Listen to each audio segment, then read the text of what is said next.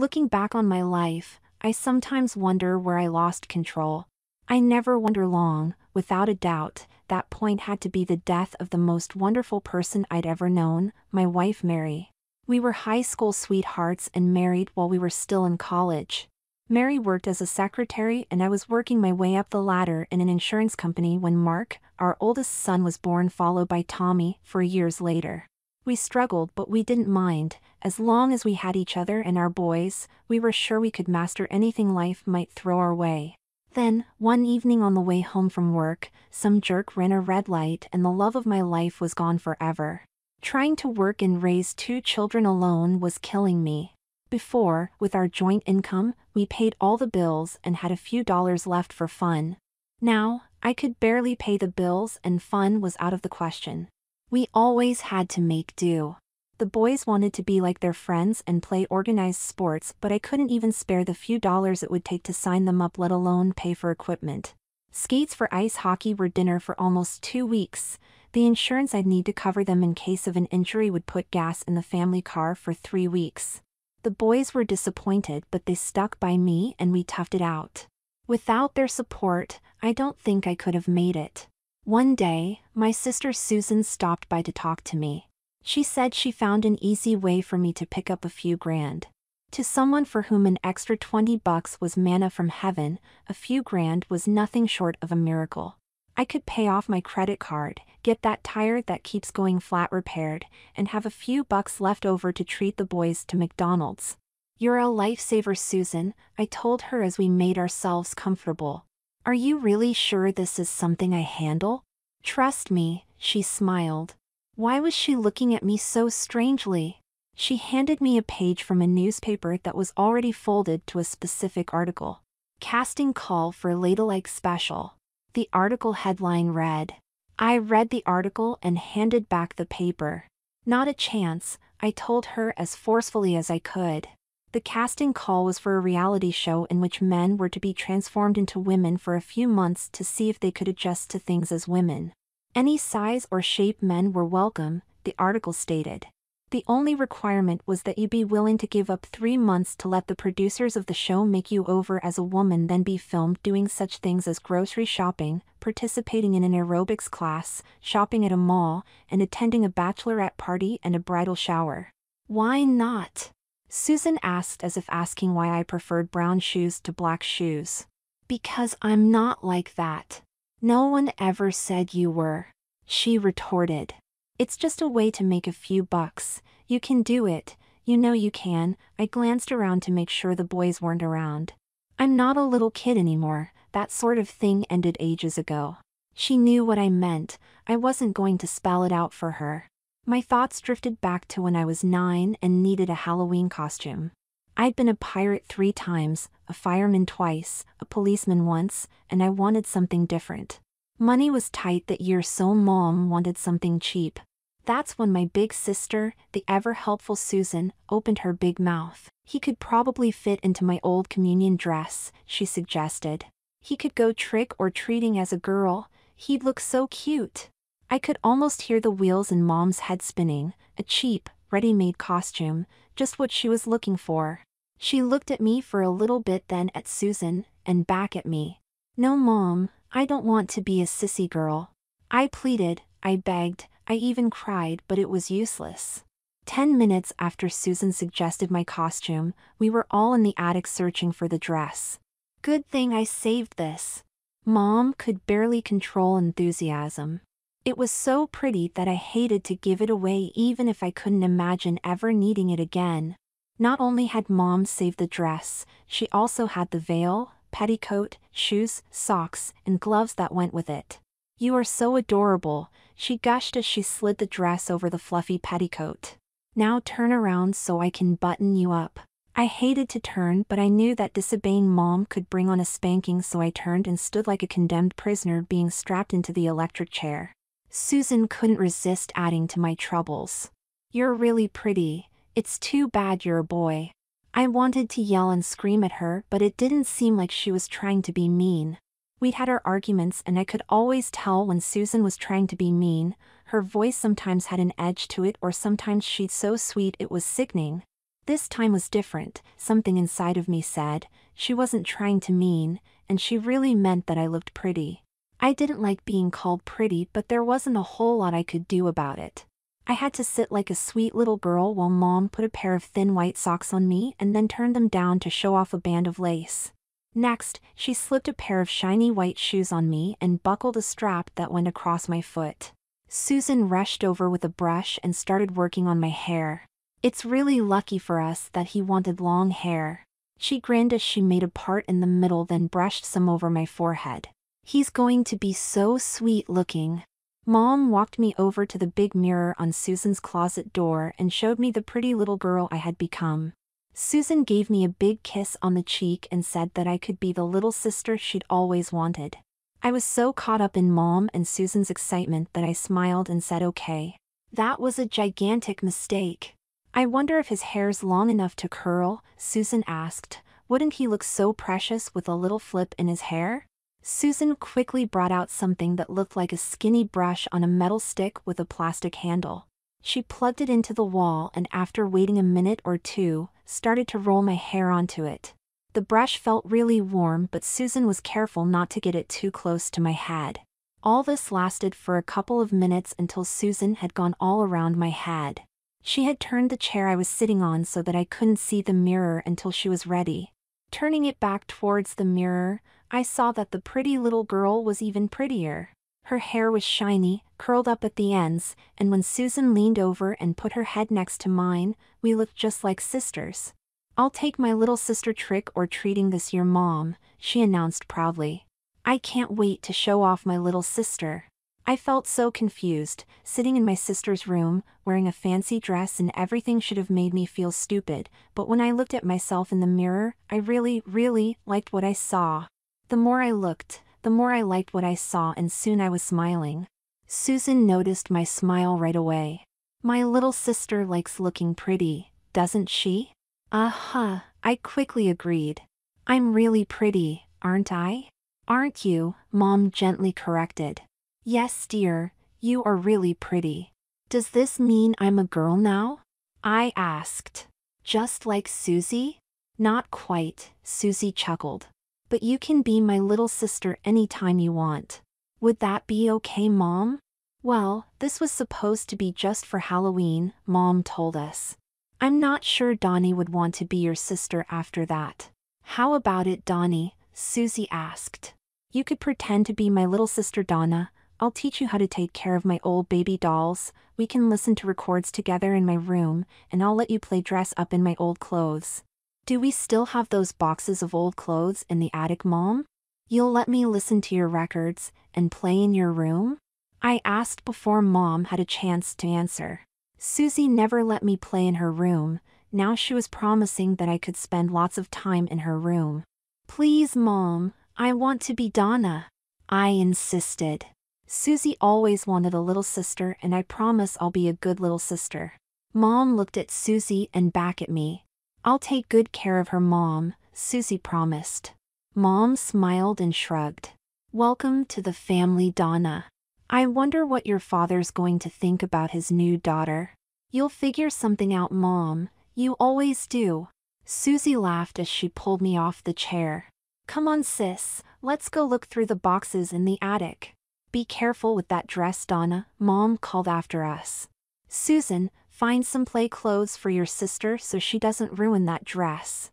We were in the attic in a flash, rooting through box after box of Susie's old clothes. Good thing Mom's a pack rat. Susie laughed.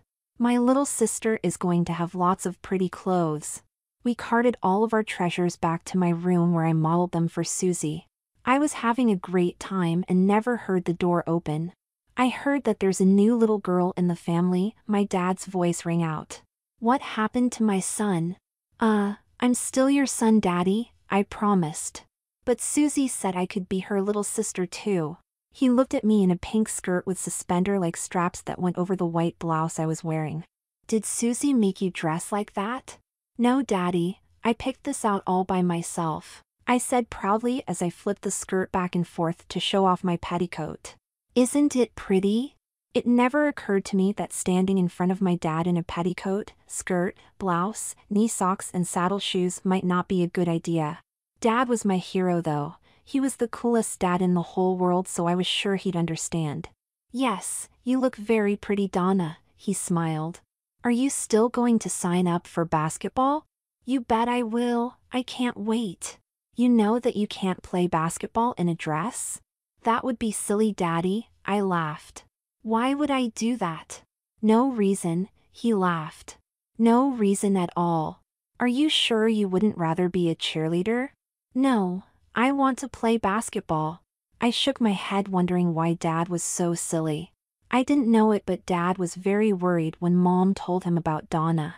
He wanted to find out for himself if I would rather be a girl, so he asked me what I thought were silly questions. When I was still interested in basketball and not cheerleading, he calmed down. A few years later, he told me that he and Mom had talked it over and decided not to make a fuss over my dressing up in Susie's clothes. They thought that if they forbade me to do it, it might make me want to go further and possibly run into problems with other people. If they accepted it, I'd probably get tired of it and everything would be fine. Besides, I still wanted to play basketball and I still sat and watched football with Dad every weekend. I wore a dress while I watched with him, but I was still there watching. Halloween was great. I wore my new dress with its petticoat, ankle socks, and gloves. I even wore a pair of white ruffle panties Mom bought for me. Susie took me all over the neighborhood and people were so surprised that the pretty little girl was a boy that they gave me extra candy. My friends laughed at me and teased me until they saw how much candy I got. I wonder if any of them considered wearing a dress the next time. I was Donna until Susie left for college when I was 14. By then I was wearing pantyhose, padded bras, dresses more suited to a teen, and I could style hair and apply makeup as well as Mom or Susie. Without Susie around, dressing up just wasn't fun, so I gradually stopped. Over the next few years, girls took a very prominent place in my mind and Donna was a distant memory. "Were you queer then, Donna?" Susie asked when I came out of my daydream. "You were remembering how much fun we had when we were sisters, weren't you?" "Yeah, it was fun." I smiled. "But that was a long time ago." "I'm not saying that you should be my little sister again," she insisted. "But this is a chance to pick up a few bucks that you really need." No one needs to know about Donna, but think of the edge you'll have. Something inside of me was urging me to go to the audition. I needed the money, and even if I just got to be one of the 8 guys that they would consider for the 4 spots, I would get $500. "Can I think about it?" I asked quietly. "Auditions are in 3 weeks. She reminded me. "Call me if you need help." How could she be so sure that I'd do it? There were so many problems. I'd need to take off work for 2 months if they selected me, and I doubt my boss would appreciate that. I'd be on network television for 2 months dressed as a woman. Finally, I couldn't just leave the boys alone for 2 months. A week before the audition I got laid off. Wham! I got called into Human Resources Friday afternoon and was told that my department was being scaled back and that I was no longer needed. I could collect unemployment benefits for 3 months, but that would be less than half of my regular paycheck. Suddenly, the show was looking a lot better. I broke the news about being laid off to the boys that evening. They didn't really understand how I could lose a job. To them, my going to work was the way the world was. Everyone's dad went to work, it was what dads did. I explained that we'd have to be very careful how we spend our money until I got a new job, but how do you cut back from nothing? That night, I had such wonderful dreams. I dreamed of being Donna. I remembered my first pair of stockings. I'd worn tights before, but these were big girl pantyhose, my first training bra, a sign that at 11 years old, I was becoming a big girl, and my 13th birthday when Dad took me to dinner in a dress he had chosen for me.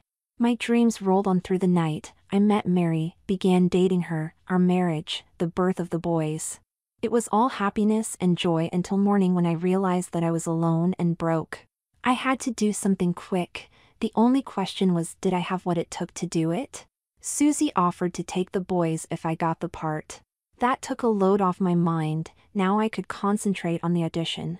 I found myself in a room with about 100 other guys, most in guy clothes but a few dressed as women. I looked the cross-dressers over and critiqued their outfits. Some skirts were too short, other dresses were too tight, and many wore too much makeup, the typical signs of guys who didn't know how to look good as a woman.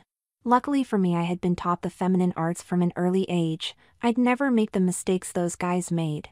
A few guys looked very nice. They'd obviously spent a great deal of time in dresses and knew how to dress and move properly. To my surprise, they and the ugly ones were immediately eliminated. The producers didn't want any ringers, and they didn't want any guys who would never come close to being passable. By the end of the morning, I was one of the 8 semi-finalists. By the end of the day, I was one of the final 4.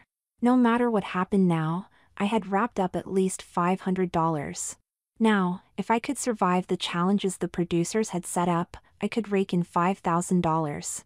I didn't think it would be too hard to get through the challenges. The aerobics might be the toughest, but only the physical part. I felt confident that I could handle what the producers though would be the embarrassment of having my hair done, wearing makeup, and dressing like a woman. Of course, I'd have to be careful not to seem to be too confident. If the producers suspected that I was an experienced cross-dresser, they might just kick me off the show. We were taken to a hotel where rooms had been reserved for us. "Make yourselves comfortable, ladies," an assistant to the producer laughed. "Please change into the clothes we'll provide to you and be ready in half an hour for your first group meeting. Oh, and please place all of your male clothing in the bags provided and bring them with you." Off to our rooms we went to begin the first part of the show with camera crews in tow. We hadn't expected camera crews to follow us everywhere, but they said it was the audience would want to see our reactions to the changes and see our transformations from men to women. I was given 20 minutes to shower without the camera crew. Once I finished my shower, I was to wrap a towel around myself and let the crew into the bedroom. They'd hand me the clothes I was to change into and film my reaction as I dressed. My first female outfit turned out to be a pink gauze nightgown with lace trim at the collar and sleeves, a pair of pink, nylon panties, a matching robe, and a pair of pink fuzzy slippers. After filming my reaction, I was given a moment to put on the panties and nightgown before the crew returned. When they came back into the room, I was told to go to the full-length mirror and look myself over by turning from side to side, then looking over my shoulder with my back to the mirror. So much for unscripted reality TV. The panties fit snugly but were otherwise very comfortable and I'd even say pretty. They brought back so many happy memories of being Donna, playing dress-up in Susie's room, laying on her bed, listening to records while we were both in our nightgowns, and my 9th birthday party in a pastel yellow party dress complete with matching ruffle panties, petticoats, and ankle socks. Mom let Susie put a little lipstick and blush on me since it was such a special occasion, my first birthday as Donna. As an extra special treat, Mom sprayed me with a little bit of her favorite perfume. Susie blindfolded me and led me to the living room where Mom and Dad waited. When she took off my blindfold, I was standing in front of a huge Barbie dream house. It was something every little girl dreamed of, and it was mine. What a memorable birthday! A Barbie dream house, 2 new dresses, and a toy makeup kit. I was the happiest little girl in the whole wide world. I bit down on my tongue to keep a big smile from spreading across my face. No matter how many happy memories I was having, I couldn't afford to appear happy. I was supposed to be an ordinary guy who had to spend 2 months as a lady. I finished posing for the camera crew, slipped on the robe and slippers, and then followed them to a conference room on the floor. The other guys, Lucille, Michelle, and Patty, were not allowed to use our real names and have to refer to each other as women, arrived at the same time. We all stopped and stared at each other for a few seconds before breaking up. "Ladies first," Lucille said as she waved me into the room. "Then what are you waiting for?" I smiled. "Gentlemen don't parade around in nightgowns and robes." "I somehow doubt we're going to be gentlemen for long," Patty added. "Take a look at what's waiting for us inside." Even I was shocked as we walked into the room and saw 4 work areas set up for hair, nails, and makeup. "Step right this way, ladies," another assistant producer gestured us in. How many assistants did one producer need, I wondered. You will notice that the stations are color-coded to the nightgowns you're wearing. Please have a seat at your station and we can begin to make you beautiful. I quickly found my station and sat down. Kathy, the woman at my station, spread a plastic cape over my robe before starting on my hair. She adjusted my chair so that my head was resting over a sink and began to shampoo my hair. Darla, she explained as she worked. You've been chosen to be the passionate red-haired beauty of your group. I'm going to tint your hair to a very pretty strawberry blonde to match the extensions I'll weave in. Relax, enjoy the pampering. While I'm working on your hair, others will be giving you a manicure, pedicure, leg and bikini wax. The manicure, pedicure, and even leg waxing sounded great, but a bikini wax? Kathy immediately picked up on my shock, as did the camera crew. You wouldn't want any stray hairs peeking out from your bottoms, would you? She asked sweetly. Bottoms? What bottoms? I asked when I got my wits back. Your bikini bottoms, of course, she answered. Didn't they tell you, one of your new experiences will be taking a cruise? You'll love lying on deck in your cute little bikini, soaking up the sun. 20 years ago, I did enjoy lying on a beach with Susie, wearing a cute, pink, and white suit and sunning myself. Boys swarmed all over us when we spread out our towels and took off our covers. It was such a thrilling experience to have guys tripping over each other to talk to us or bring us something cold to drink. It was sadly the last vacation I ever had as Donna. Susie went to college the next fall and Donna was soon forgotten. Now, Darla would certainly be clad in some scanty outfit, soaking up the sun while a camera crew watched. I don't understand. I can't pass as a woman in a bikini unless the rest of the passengers are blind. Don't worry, Kathy chuckled.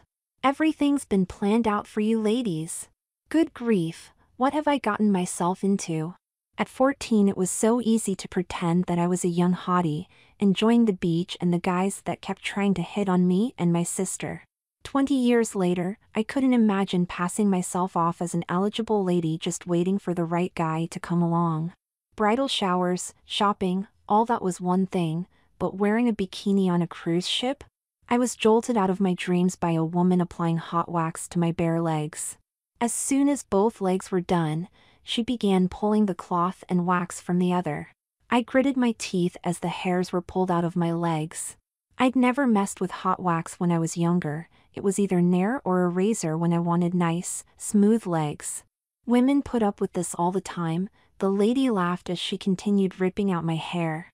You ladies are going to get a crash course in suffering for beauty.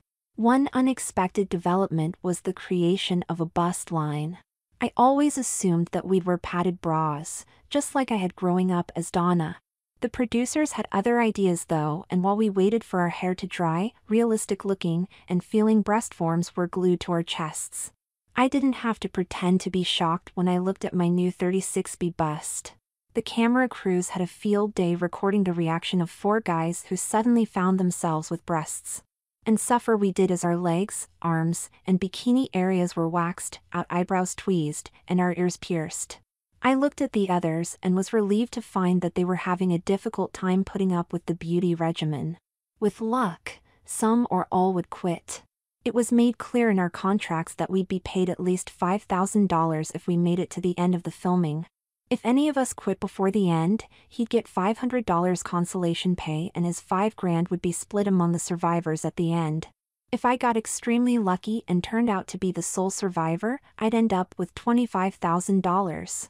I thought about what I could do with that kind of money and had no trouble deciding that I'd put up with absolutely anything the producers chose to put me through.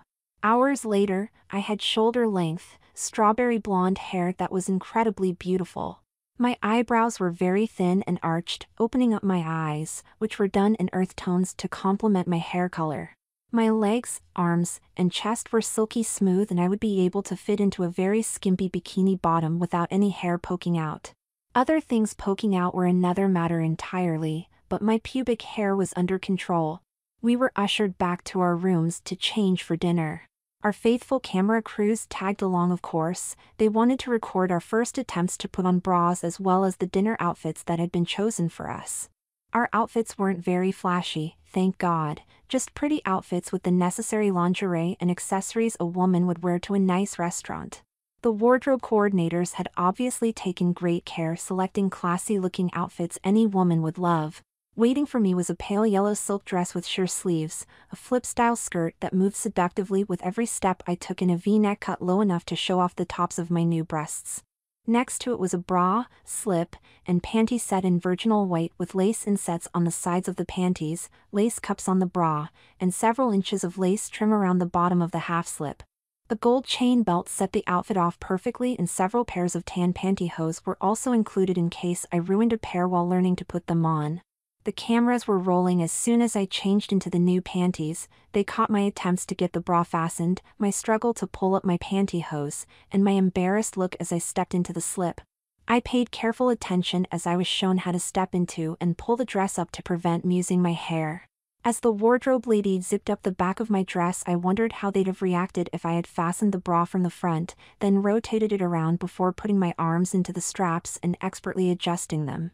They certainly would have been surprised with the ease in which I could put pantyhose on and adjust them just right, not to mention unzipping the dress enough to get it over my head, zipping it back up, and then checking to make sure that my slip was not peeking out from under my skirt.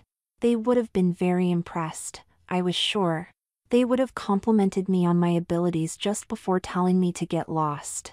Not only would I be out of the contest, they probably wouldn't even give me the consolation prize.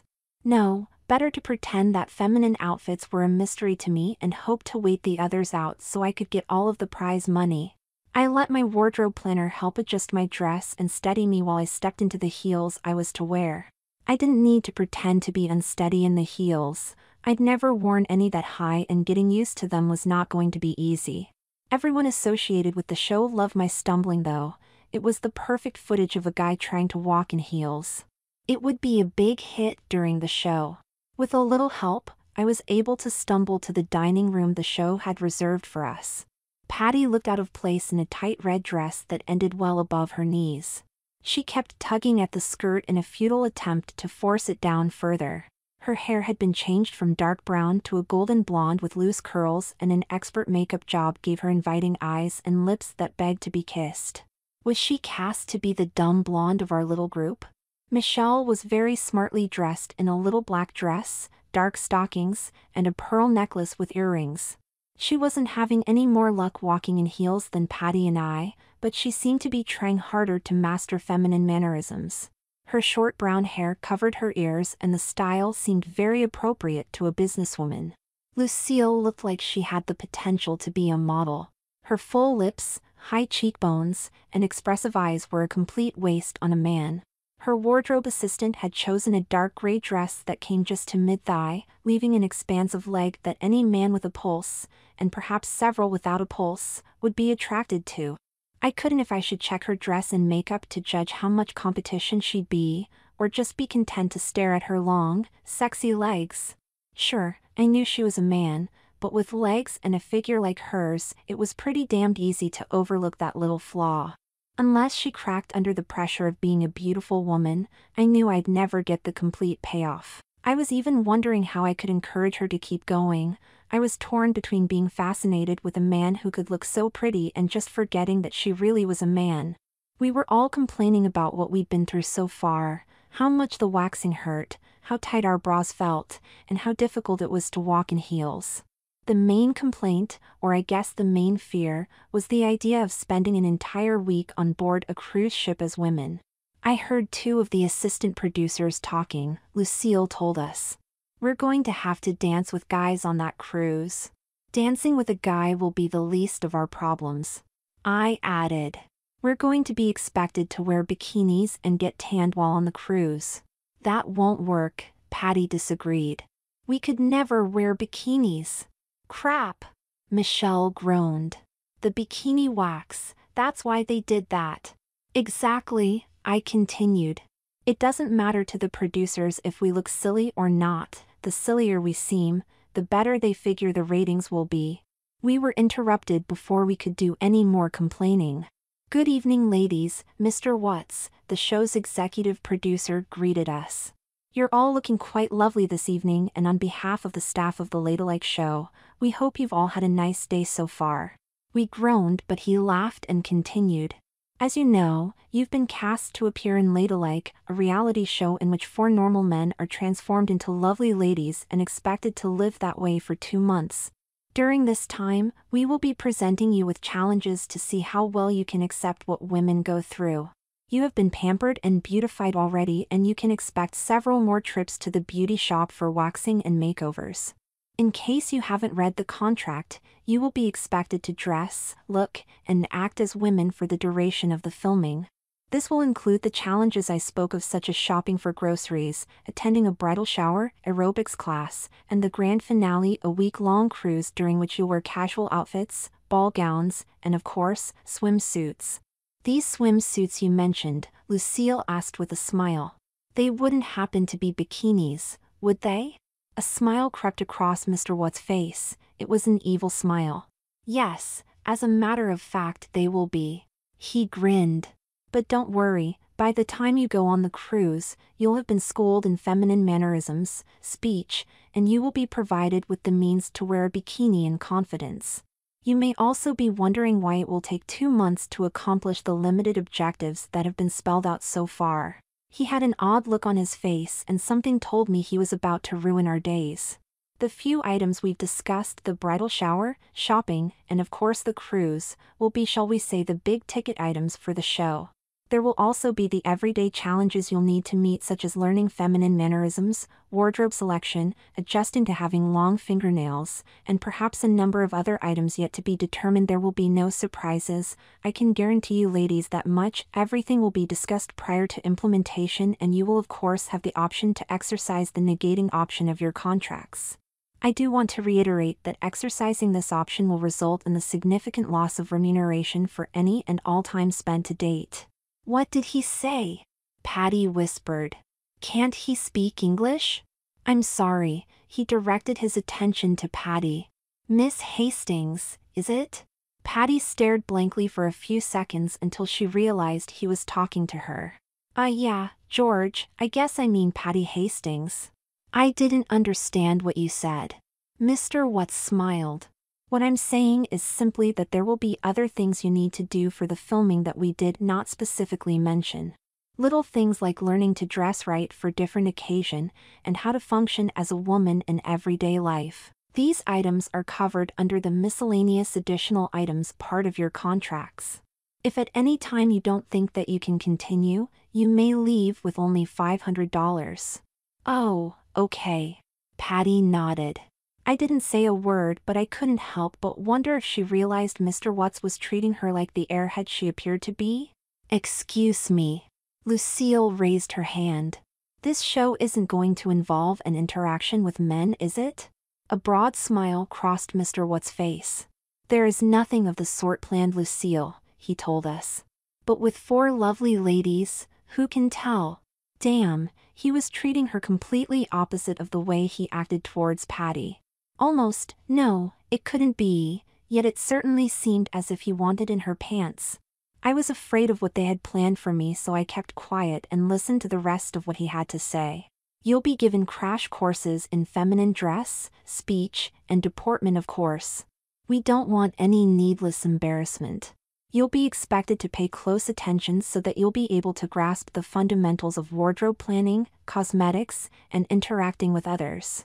A camera crew will be with you at all times, sometimes discreetly hidden, sometimes quite openly. We want to record both your reactions to being attractive women as well as the reactions of those you meet in the next 2 months.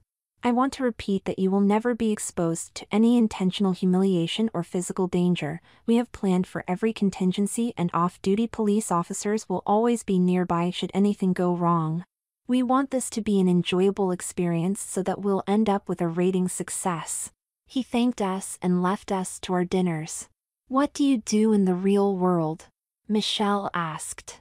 I do IT consulting. I go into companies and advise them on how to set up their computer systems. I'm in sales, Lucille laughed and gestured to her dress. I'm used to spending a lot of money to look good, but I never planned on this. I do a lot of work for nonprofit foundations, Michelle also laughed. I never thought I'd end up wearing foundation garments though.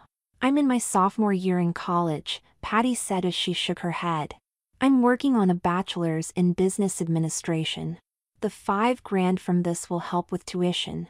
I worked in the purchasing department until 2 weeks ago, I told them. My sister suggested this as a way to make a few bucks. Unemployment pay isn't much and I've got 2 sons at home. Good luck, Patty smiled at me. I have a feeling this isn't going to be easy. Why do you think that? Lucille asked. It's only been a few hours. Look at the way we're dressed. Am I the only one who thinks it's a little odd? I don't typically wear pearls, Michelle laughed, a little too rich for my budget. Close, Michelle, but no cookie. Patty nodded. Are any of you ladies wearing cotton underwear? Obviously none of us are wearing slacks, but how many of us are wearing pantyhose? Michelle and I raised our hands. Patty looked at Lucille. Nylons, she smiled, the kind with an elastic top to hold them up. I looked at the label in the panties, 100% satin. I didn't look at the tag, but my underwear's certainly not cotton. Michelle acknowledged. Mine either, I declared. I'm wearing legs pantyhose though. Anyone care to trade? Patty asked. I've got very sheer nylons with a garter belt and I'm wearing thong panties. Nylons and a thong. Michelle nearly dropped her fork. I'd give anything to get my girlfriend to dress like that. She's welcome to it, Patty groaned, obviously embarrassed. I hope she likes black lace. I would. Michelle laughed. On her. Okay, do you see where I'm going with all this? Patty asked quietly. Lucille, you're supposed to be the glamorous model. Michelle has the businesswoman look, professional, yet feminine. Darla, you're the soccer mom, and I'm everybody's cute little sister, on the brink of being a woman. They chose us based on our abilities to fill preconceived roles. Lucille, you're the beautiful, graceful, and desirable woman. Michelle is pretty, feminine, and very alluring. She's as comfortable in the boardroom as she is in the bedroom. Darla is the soccer mom, reliable, attractive, but devoted to her family. She paused for a moment. Then of course there's me, Patty the cheerleader. I'm the hot young babe that would have driven guys crazy without meaning to. I wear sexy lingerie because I like the way it looks. It makes me feel sexy and guilty at the same time. I'm supposed to be the cheerleader who wants to date the quarterback. One look at me and guys are supposed to drool. I wonder how many of you are wearing a red push-up bra. Did any of you have your pubic hair trimmed in a heart shape? She looked at each of us but knew what the answer would be. No, I didn't think so. She shook her head. If I didn't need the money, I'd tell them what they could do with their damn thong panties. She hesitated for a second and then started laughing. They could do exactly what the damn things are doing to me. How women get used to having something stuck up their butts is beyond my understanding. We got to know each other better over dinner, but to my dismay, no one was willing to back out. Even Patty was determined to stay, even if she had to be a sweet, innocent, young girl. What the heck, for what they're paying, I guess I can get used to it, she joked, although it is a bit of a pain in the butt. Later I saw Patty's point when I was given a choice of long, white cotton nightgown with a blue ribbons threaded through the bodice or a knee-length pink nightgown, also in cotton. I doubted that Patty and Lucille would have such choices. I got a wake-up call promptly at 6:30 the next morning telling me to shower. My wardrobe consultant was on her way to help me prepare for a day of femininity training. I stumbled out of bed and managed to get into the shower without killing myself. Waiting for me in the shower was a bar of scented soap in a lilac and pink wrapper that promised to leave my skin silky soft. The shampoo promised it would leave my hair beautifully clean, shiny, and full of body. Nothing I hadn't done before. I smiled as I lathered up. As a kid, Susie used to let me use the same brand of soap and shampoo. I love the way I smelled after a shower, all girly like Susie and Mom. I wrapped a towel around me and went to see what I was supposed to wear that day. Jenny, my wardrobe planner, had chosen a long white gauze skirt, a pink and white striped cotton shirt with 3/4 sleeves, and a pair of low-heeled flip-flops. My lingerie was going to be a pair of white nylon panties. I had enough experience to know the difference between nylon and satin, trimmed with lace at the leg openings and waistband. A white bra with lace cups and a half-slip with a lace hem would complete my outfit. No makeup, Jenny told me. That's one of the things you'll learn today. Michelle looked comfortable in a long denim skirt and blue sleeveless top with mules, and of course, Lucille was looking positively elegant in a turquoise ankle-length, pleated skirt, bird's egg blue, peasant top with short, puff sleeves, and high-heeled sandals. When we got to the conference room, Patty took our breath away. Her long blonde hair was tied back in a high ponytail, her denim skirt was slightly shorter than her dress from the previous evening, and her pink, halter top was cut low enough to give the Pope a stiffy. You couldn't help but look at the long, sexy legs running from her pink sparkly flip-flops to the edge of her skirt. I remembered the vacation my family took when I was 14. My skirts had been every bit as short as Patty's was. I wondered if she was enjoying wearing a mini skirt as much as I had. "Good morning, ladies," she greeted us as we walked in. "I hope everyone's rested and ready for another big day. You look lovely as usual, Lucille, and how's our soccer mom today?" "I'm doing well, thank you," I replied with a smile. "How's our favorite cheerleader this morning? In case you haven't been told, you make a sweet girl." "Thanks, I think." She shook her head. "How am I supposed to go be so sweet looking like this? Hell, I look in the mirror and I want to jump my own bones." It's all part of the image of a very pretty, sweet young girl developing into a beautiful woman, I explained while trying to ignore the erection I was getting. "You're taking the new equipment out for a test drive to see how it handles.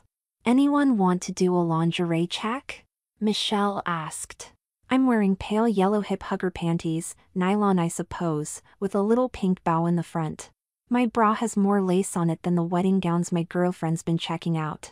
Would you believe, blue satin panties, matching bra, and camisole?" Lucille winced. "Would you believe a pink lace thing, with matching bra?" Patty grinned. "I am such a slut." "That you are," Michelle leered. "But sluts need love too. Are you suggesting a little girl-on-girl action?" Patty was nearly doubled over with laughter. "If I have to spend the next 2 weeks with a little slut like you, I may just invite you to my place after this is over." The repartee had to end. It was time for our girly lessons. We spent hours just learning to do our own nails, and then it was on to makeup. I never wore more than eyeshadow and blush, and not much of that since Mom and Dad didn't think I was old enough for more. Mary never wore much makeup, so it came as a surprise to me to find all the different products, colors, and blending involved. If I had kept dressing, I would have had a head start on my lessons. Now I was trying to cram what my sister had spent years learning into a few hours.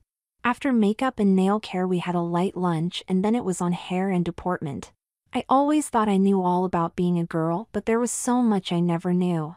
I understood smoothing my skirt as I sat, but didn't realize that a lady will also smooth her skirt when she stands. Not only that, I had to remember the right way to stand, how to place my arms when I stood, and even how to eat like a lady. I was finding out that there was a world of difference between being a teenager and an adult woman. The instructor kept emphasizing that if we didn't want to be ridiculed, we'd need to pay close attention. My grooming and deportment lessons were bringing back a flood of wonderful memories: dress shopping with Mom and Susie, going to dinner in pretty dresses, how nice it felt to put on my first pair of stockings, and of course that summer vacation at the beach. I spent 2 weeks as Darla, a cute 14-year-old who loved mini skirts, shorts, and crop tops. Susie wanted her cute little sister to be comfortable as a girl around others, so she and I went to the mall every chance we got before our vacation. Susie would let me do my own hair and makeup, and she always told me I looked so cute. Sometimes I'd wear shorts, and sometimes I'd wear one of my own skirts or borrow an outfit from Susie. Mom and Dad teased me, saying that I was going to be a little heartbreaker. I wonder what they would have thought if they had known that Susie agreed, and was teaching me how to flirt with boys. The boys at the mall certainly didn't mind. To them I was Susie's cousin Donna, a sweetie who made them all hot and bothered when she smiled at them. We always brought money to buy lunch and snacks when we shopped, but as long as there were boys at the mall, we never had to use our money. Boys were always happy to buy us lunch. All we had to do was let them sit and talk to us, and they were happy. Things never got more serious than that, since no boy was ever willing to shop with us. All the wonderful memories came flooding back, and I began to wonder if I could start dressing again after the filming. It made me sad to give up on the idea, but where would I get enough money for a set of clothes I couldn't wear outside of the house, and how would I explain Aunt Donna to my sons? We spent every day for a week learning to dress, look, and act the parts we'd end up playing. We soon found out that Patty was right. We had been chosen to play specific roles in the show. No one ever came right out and admitted it, but my wardrobe was something the average suburban wife and mother would wear: jeans, comfy tops, dresses, and skirts you'd expect to see at JCPenney, along with a few nightgowns and lingerie that was pretty but hardly sexy. Michelle ended up with more business suits than casual outfits. Her lingerie was a notch above mine, sexy in a way to make her feel feminine in a suit. Her casual outfits were more of what you'd expect in an upscale women's shop. It looked like what a successful businesswoman would wear on her day off. Lucille couldn't believe the outfits she was expected to wear: form-fitting dress-in gowns that could have only come from very exclusive shops in New York, Los Angeles, or perhaps Beverly Hills. One of her casual outfits had to cost more than half my wardrobe combined. There wasn't a bit of cotton in her lingerie, everything was satin and dripping with lace. "What do they expect of me?" she asked one afternoon at dinner. "I have panties that would cost a day's pay, and my dresses would send a woman with my income hurtling into bankruptcy. How am I supposed to be a model? Before this, I was just an average Joe. They're really doing a job on me," Patty, our sweet little co-ed, announced. "I have some of the sexiest panties and bras imaginable. I don't have a skirt that reaches past mid-thigh, and without too much effort I could probably win a spot with the Dallas Cowboy cheerleaders." Looking at the sweet-looking girl sitting next to me, I wondered what the producers had in mind for her. Would they actually expect her to try out for a cheerleading team? They'd be crazy to pass up an idea like that. She'd be perfect as a perky little thing jumping up and down, cheering for her team and her boyfriend the quarterback. She noticed me staring at her and smiled. "There's not much I wouldn't do for the money we're getting. If they want me to become a cheerleader, I'll do everything short of screwing the quarterback." "Same here," Lucille insisted. "They can ask anything they want and I'll do it." "You won't hear me passing judgment." Michelle tucked a stray lock of hair behind her ear. She crossed her legs and gently pulled her skirt down. "I could've, probably should've, quit long ago. Instead, I stuck it out for the money just like the rest of you." "They've already worked wonders with us," I giggled. "They've taken 4 ordinary guys and turned us into whores." Within days we found out just what whores we'd become. After dinner one evening we were told that we would be making our debuts the next morning. For the first week, a woman from the show's staff would accompany us to get us used to being in public, but after that, we had to function as women with no outside help. Patty would become a student at the local community college, Michelle would interview for executive position, Lucille would go on various modeling assignments, and I would get a job as a cashier in a nearby department store. "These challenges are completely safe," Mr. Watts assured us. "The college is willing to work with us. The companies are owned by the production company, the photographer doesn't care as long as he's paid, and we've cleared everything with the store. You'll be picked up here at 9 tomorrow morning, so plan your outfits for tomorrow and get a good night's beauty sleep." "There has been a minor change to our plans for you ladies," he remarked. "Please give me your undivided attention as this is quite important." I looked at the other girls and saw the same wary expressions. Were they planning to subject us to something off the wall, like posing for Playboy, just to get ratings? "Relax, ladies," he joked. "You're going to enjoy this." My pulse quickened as he went on to explain that although they had planned the base activities for us, the show's staff thought it might be interesting if we took on additional challenges. "Miss Hastings," he smiled at Patty. "Tomorrow a member of our staff will pose as your mother and accompany you on a tour of the campus. Only the president of the college knows that a male will be applying for admissions as a young woman. No one in the admissions department knows who you are or anything about this show.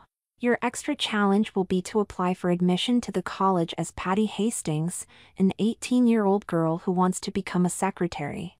It was Lucille's turn next. "Ms. Carlton, you have come a long way in these few weeks.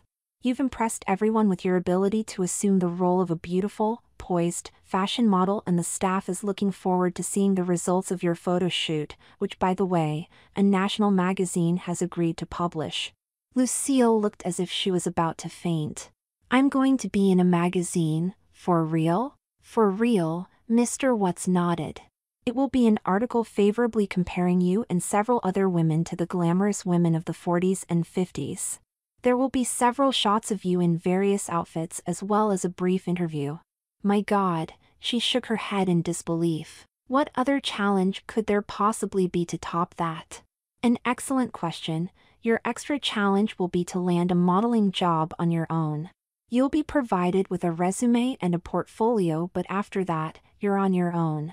A lovely woman like you should have no trouble with this challenge."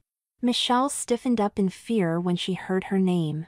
"Ms. Trenman, you will spend the next week posing as a consultant to one of our production companies. After that, you will be sent out of town to advise a small company that knows nothing about you except that you're the smartest woman in the IT field." Finally, it was my turn.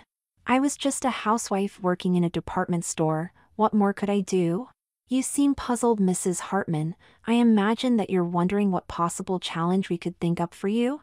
Your job in the department store is not providing you with enough money to pay your bills, so you've decided to moonlight. You want me to get a second job? That doesn't seem too difficult." The evil smile returned to his face. "Your challenge is to get a job as a cocktail waitress. That means working in a skirt and heels, fending off drunks and lechers while serving drinks." I could never get away. "Yes, you could," he said firmly. "The staff has been thinking of extra challenges since day one and evaluating them in terms of probability. Miss Hastings, do you doubt that you could successfully pass as a young lady ready to enter college?" "Like no chance," Patty shook her head. "I'm totally psyched, you know?" "Excellent. Now, Ms. Carlton, are we expecting too much of you to be a model?" "Strangely enough, I really believe I can do it," Lucille exclaimed proudly. I wonder if she realized that she had fluffed her hair just before giving her answer. "No need to ask me," Michelle volunteered. "I'll be doing the same job I've been doing, only I'll be in a skirt and heels."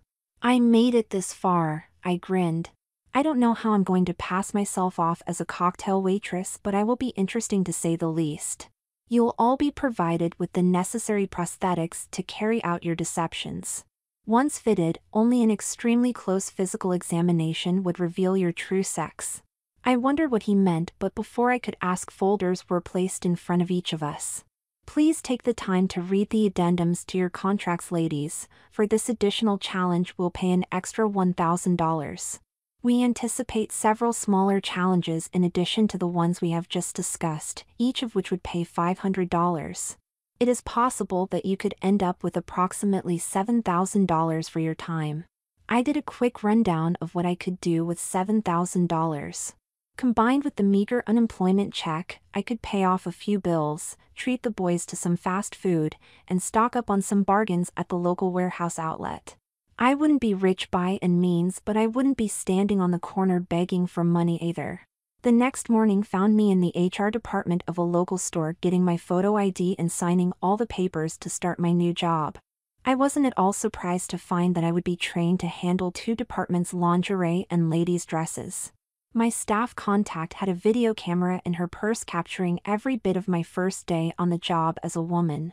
Other staffers would stop in from time to time and discreetly film me, helping customers, chatting with the other women, and even walking into the ladies' restroom. After a few hours, I didn't even notice that I was pretending to be a woman. Wearing a skirt and heels seemed so natural.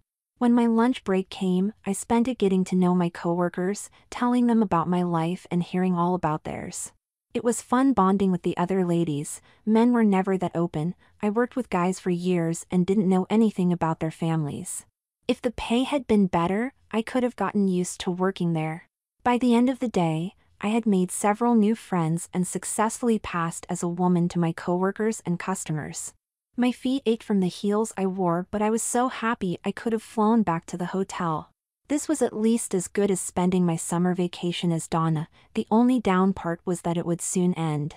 It wasn't fair that this experience had brought back feelings that I thought I had long ago put to rest. The feel of silky panties, the swish of a skirt against my legs, the tightness of a bra, they were all such wonderful feelings that brought back memories of a happier time in my life. In a few weeks, I was going to have to leave all of this joy behind, and I don't know how I'm going to do it. The last time I had discovered girls, which took my mind off things. Then Mary came along and became the most exciting thing in my life. Now, Mary was gone, I'm out of work and I worry constantly about taking care of the wonderful sons Mary gave me. When I got back to the hotel, I was surprised to see Patty. Of course, I'd seen her every day for a month now, but this was different. Instead of the cute kid in a mini skirt, there was a truly hot-looking young woman in a low-cut midriff top and a pair of low-rise short shorts that fit her like a second skin. Her hair was out of the ponytail and hung loose about her shoulders. I felt a familiar stirring in my panties. "What happened to you?" I asked, staring at her crotch. "The same thing that's going to happen to you and the other ladies," a production assistant told me. "Miss Hastings is modeling a one-piece prosthetic device that gives her the curves along with the anatomically correct external genitals of a young woman. A device has been made for each of you ladies which will allow Miss Hastings more versatility in her wardrobe." Patty laughed.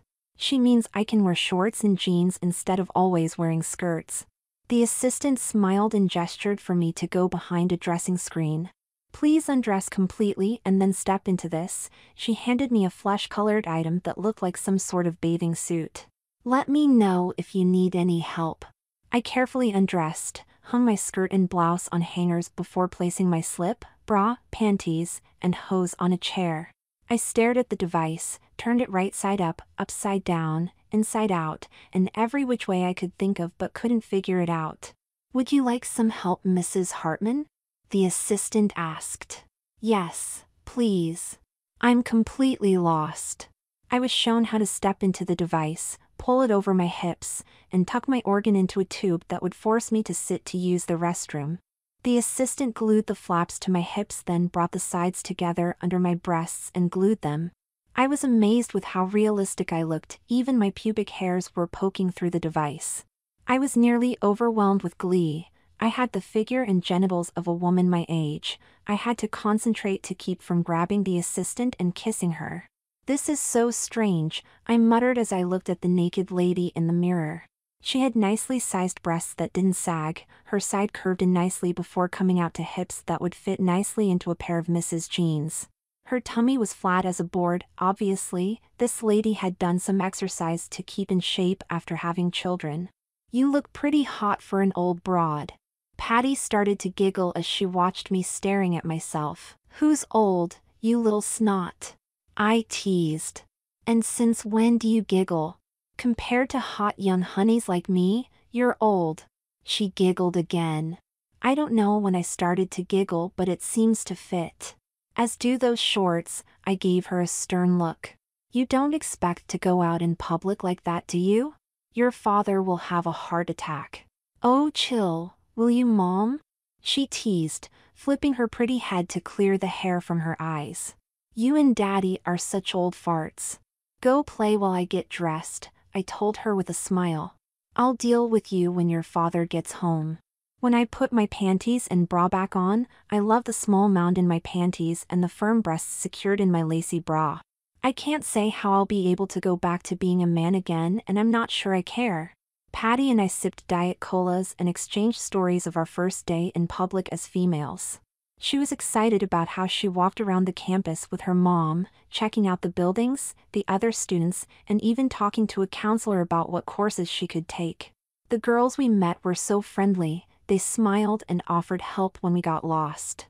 When they heard that I was thinking of attending the school, they immediately gave me the lowdown on what courses were the easiest, which instructors to avoid, and of course, where the cutest guys hung out.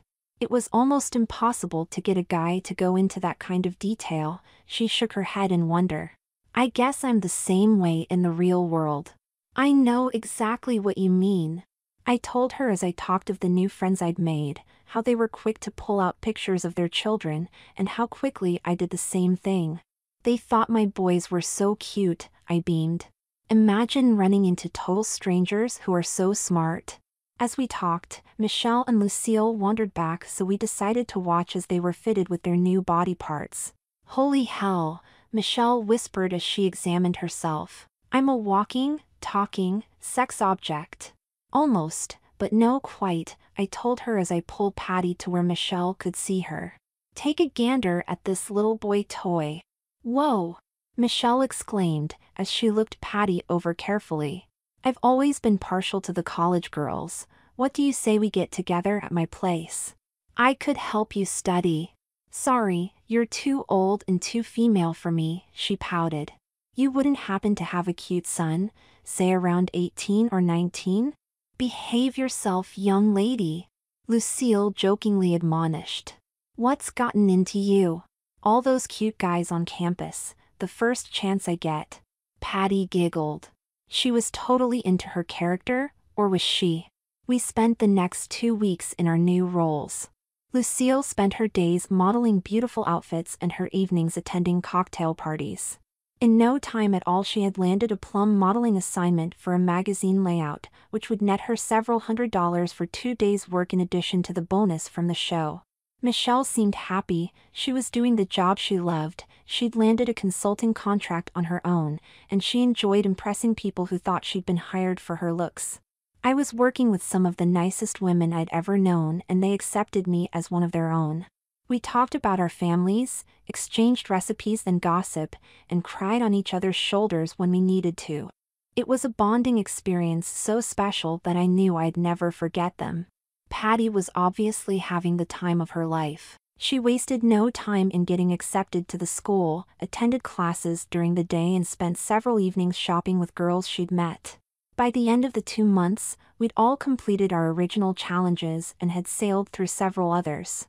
We'd enjoyed a bridal shower for one of the girls on the production staff, and if there had been more time, Patty would have accepted the spot offered her on the cheerleading squad. The strangest part of our little adventure was of course the cruise. The 4 of us were stuck at sea for an entire week as women. No one on the cruise knew about the show and all filming was done on the sly. We were stuck at sea for a week in our chosen roles with no way out.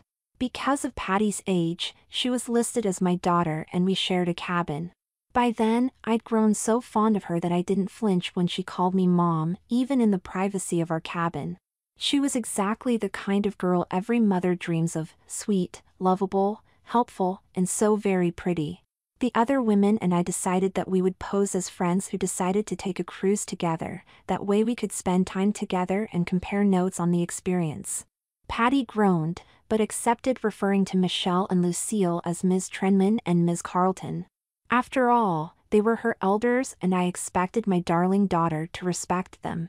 The first few hours on the cruise were scary. We were nervous that we might not be able to convince several hundred people that we were really women.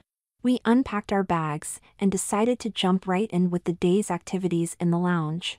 We found a table with 4 open seats and made ourselves comfortable as the ship's captain introduced himself and told us what we could expect. When he finished, a perky blonde cruise director that reminded me of Patty took over. There were so many different things to do, it would take at least a week to try them all.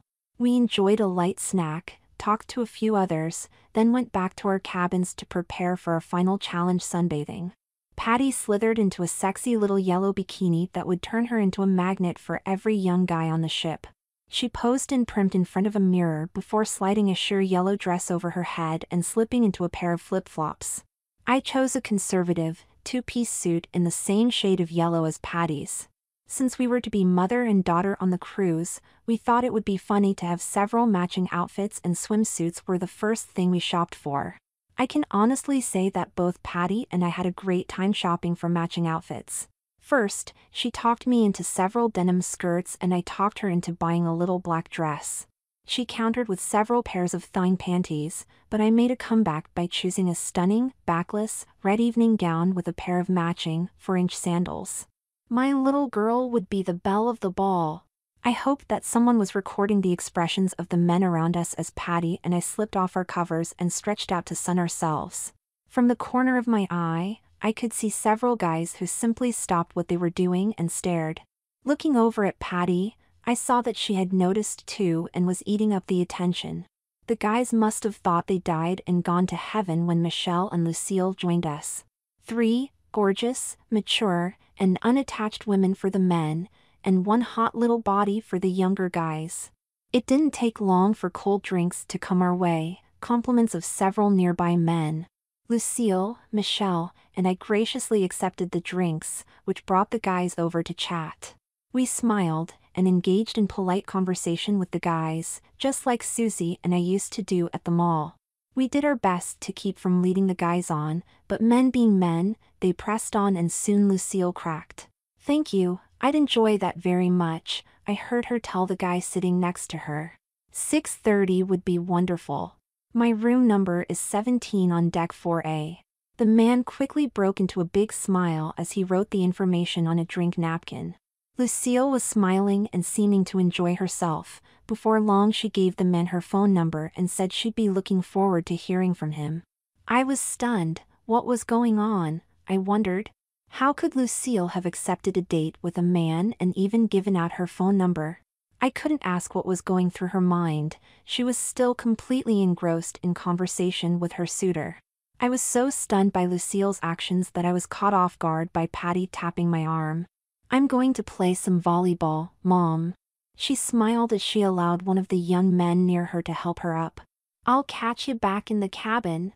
With that, she draped her dress over her arm and with her sexy buns swaying back and forth, walked off with the guys. Michelle excused herself with a headache, leaving me alone, except for the good-looking guy next to me. I have no clue as to why I thought he was good-looking. The thought just popped into my head as I stared into his blue eyes. He had a broad, hairy chest, sturdy-looking legs, and a very nice bulge in his trunks. What the hell was I thinking? A very nice bulge in his trunks? I'm a guy, he's a guy, so why did I have an urge to run my fingers through his curly hair, the curly hair on his muscular chest? "Your daughter and friends have abandoned us," he joked. "Odd, I'm sure I showered this morning. How about you?" Before I could respond, he started sniffing the air. I mean, he was acting like a damned hunting dog, his nose up, sniffing the air for game. "No, it's certainly not you," he smiled, as he looked right into my eyes. "You smell okay to me, especially with that intoxicating perfume." I couldn't believe it. I'm on a cruise, looking like a wet dream, and another guy was hitting on me. I was in over my head and it was all for a few $1,000s to feed my family. I was confused, not sure how I should respond. I obviously wasn't in any physical danger. The guy was pleasant enough, he was funny, and God, how I wanted to run my hands over his chest. There I go again. I'm a guy, for pity's sake. I shouldn't be looking at this stud and wondering what it would be like to be held in his arms. And I shouldn't think that he's a stud. "Are you okay?" my new friend asked. "You seem distant and you're not laughing at what I know was a great joke." I couldn't apologize fast enough. "I'm sorry," I smiled and touched his arm without thinking about it. "I guess I'm concerned about my daughter. It's her first time on a cruise." He laid his free hand over mine, causing my heart to race. "She'll be fine. I'm sure that with a mom like you, she has a good head on her shoulders." "You're right," I smiled, still wondering about those arms. "She's a good kid and got great grades. She just graduated, so this is my present for doing so well." He stood and held out his hand. "Would you care to see the rest of the ship? Everyone's deserted us and I don't want people to think it's because we didn't bathe or something." I just had to laugh. "I think you've already determined that we don't smell. But I have a strict rule about going off with strange men. With any men, if I had any sense." My new friend promptly bowed at the waist and introduced himself as Dan Corbett. How do you turn someone down after that? I couldn't. "I'm Darla Hartman," I said as I took his hand. "The young lady that ran off was my daughter Patty." "Smart and pretty," he whistled as he held my hand longer than it took me to get to my feet. "Yes, she certainly is," I remarked. "I meant her mom." Dan smiled and looked into my eyes. God, that chest of his was magnificent. What would I have to do to snuggle up to it? "Are you always such a flirt?" I laughed as I gently retrieved my hand from his. Only with beautiful women. He reached over and took my hand again. This time I made no effort to pull it back. We walked hand in hand around the ship, eventually ending up where the volleyball game was being held. Patty saw us standing on the side and gave me a smile and thumbs up. I didn't feel in the least bit embarrassed over Dan's holding my hand. I smiled and waved back. As Dan and I turned to continue our stroll, I noticed Patty congratulating her new friend for an excellent serve. She stood on tiptoe and kissed his cheek. Dan and I finally parted company, but not before he got me to promise to meet him in the same spot the next afternoon. I decided to wow him with the coral-colored sundress Patty had talked me into buying. With my new shape, the halter style would show off my breast and the shorter than I was used to skirt would attract attention to my pretty legs. I didn't want the dress at first, but Patty was insistent. "You've got a great bod for an old girl, show it off." After arguing back and forth, she finally convinced me to try it on, promising that if I didn't like the way I looked in it, she'd shut up. How could I not have liked the way the halter top emphasized my breasts, the way the skirt flowed over my hips and drew attention to my legs? I was busy modeling the dress when Patty came in. "Got a hot date, Mom?" she asked. "What's the story? Are you thinking of running off with that old fart that was coming on to you, the one that was holding your hand?" "Maybe," I teased. "Are you thinking of running off with that guy you kissed?" Her smile vanished. "You weren't supposed to see that. We could get dressed and talk about it over dinner," I suggested. A mother needs to know what her sweet little daughter's up to. "No good," Patty mumbled as she changed into a short skirt. Her daughter's up to no good. Luckily, Michelle wasn't hungry and Lucille had a date, so Patty and I had a table to ourselves. "I don't know how it happened, Mom." She seemed momentarily startled when she realized what she'd called me. "I've spent every day for the last 2 months wearing skirts, panties, and acting like a girl. I'm getting lost in my role." "I understand, sweetheart, I feel the same way." I told her all about how I had noticed the bulge in Dan's shorts and how I wanted to run my fingers through his chest hair before I rested my head in it. "We've spent so much time learning to be women that we can't remember that we're men." "Oh well, it will all be over soon and we can get back to our old lives." I sighed. Sure, my old life being unemployed and wondering how I was going to take care of the boys. "Yeah," Patty sighed, "back to our old lives." We looked at each other for a moment, not willing to voice that neither of us were looking forward to our old lives. Patty looked prettier than ever in a short blue and white skirt that flared out as she walked. The sleeveless gauze top in a light peach seemed to give her an innocent look. No wonder she'd been surrounded by young guys at the volleyball game. What guy could resist such innocence and beauty in one package? Soon though, maybe too soon, we'd both have to give it all up and become men again. I'd go back to 2 wonderful boys that meant the world to me, and Patty would go back to college.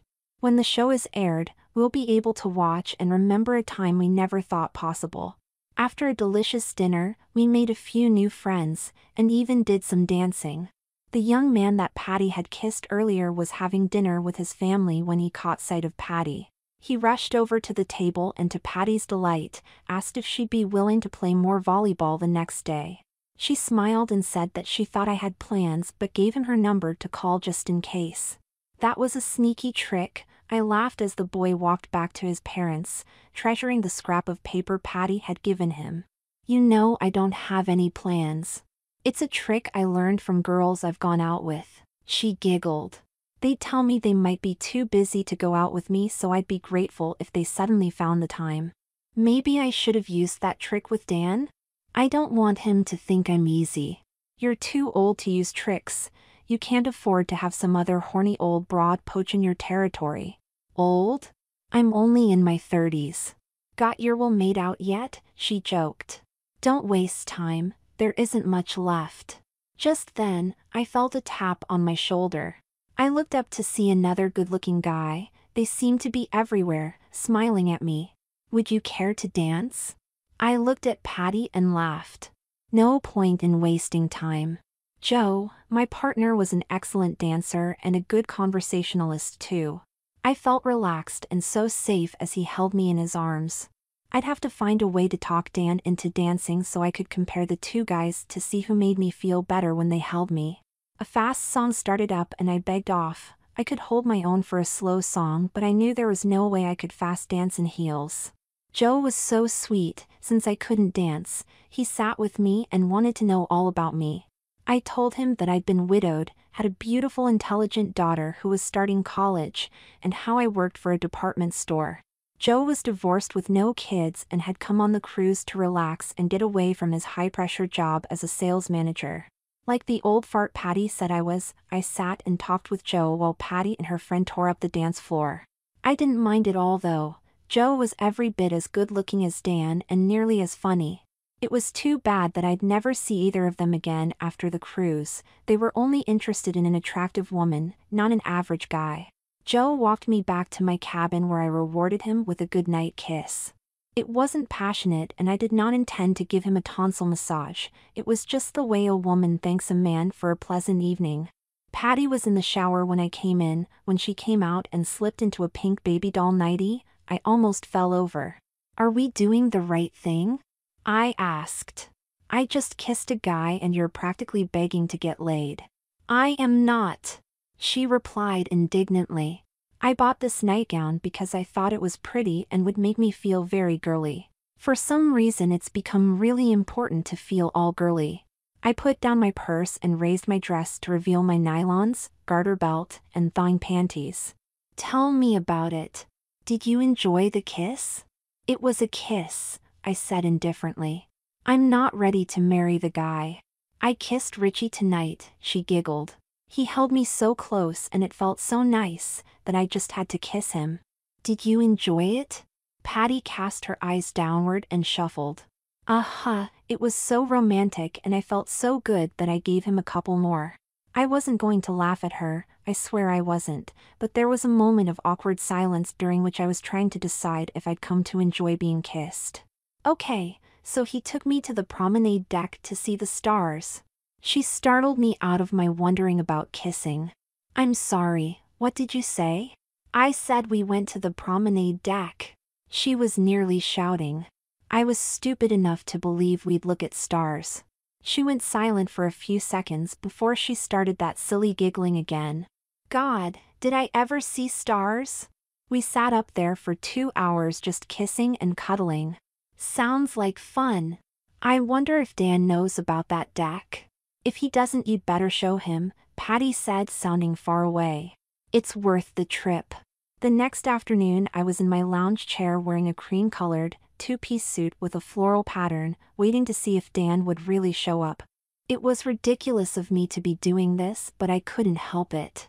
Something inside of me wanted Dan to show up, to take me to the promenade deck, and make me feel all soft and girly, just like Patty felt. I was ready to give up when I heard his voice. "I was running late and was worried that I'd miss you." He took my hand and kissed it. "I'm glad you waited for me." "I don't mind," I smiled and let him keep my hand. A true gentleman is hard to come by. Beautiful women aren't easy to come by either. He kissed my hand again, giving me butterflies in my stomach. "How would you like to take a walk, Darla?" "I'd love to show you the promenade deck." "Yes." The promenade deck, now we're making progress. Patty mentioned spending time there yesterday. She seemed to enjoy it. Dan smiled and helped me out of my chair. This time, instead of holding my hand, he drew me close. "I hope you'll enjoy it." "I'm sure I will." With that, he tilted my chin and gave me a kiss. It amazed me that stars could be clearly seen in the middle of the afternoon. We walked hand in hand to the promenade deck where we sat, talked, kissed, and kissed, and kissed. "My lips will be raw," I chided, breaking free long enough to apply more lipstick. "This lipstick is supposed to prevent chapping." "I guess they never tested it with you." "Maybe I should volunteer to test the staying power and effectiveness against chapping?" he jokingly suggested. "I can't believe there would be any shortage of test subjects," I teased. "I could picture women lining up for blocks to help you test." Dan stopped laughing and stared at me. "I'd really prefer if you were the only test subject, Darla." There's something about you that is really getting under my skin. I've met a lot of women lately, but there's something about you that's different. I can't get over feeling that we're so much alike. Lord, you can't imagine how right you are, I thought. I couldn't let him go on making a fool of himself. Please don't go getting all worked up, Dan, I begged, tears forming in my eyes. I'm not ready to get serious, it wouldn't work. Because of your kids? Something like that. They could use a dad, I promise to be a good one. They've got a good one, that's the whole problem. Can we still spend some time together? We still have a few days left on the cruise? I'd enjoy that, I smiled and kissed his cheek. Just nothing exclusive, please? I'll wait, he promised as he gave me another kiss. You're too special to lose. What a position to be in. I had the same feelings for Dan that I felt for Mary, but there was no way for me to act on them. If I had let him continue, I'm sure he would have pledged undying love for me and asked me to spend the rest of my life with him. If I had let him continue, I'm sure I would have agreed. Later, as I was trying to find just the right dress for dinner, I talked things over with Patty. I'm so damned confused, I sobbed.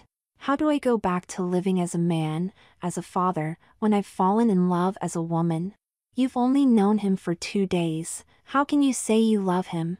Trust me, when the right guy comes along, you'll know it. She looked at me and laughed, making me realize what I'd said. Oh hell, he's got me so worked up I can't think straight. Don't let it bother you, Mom.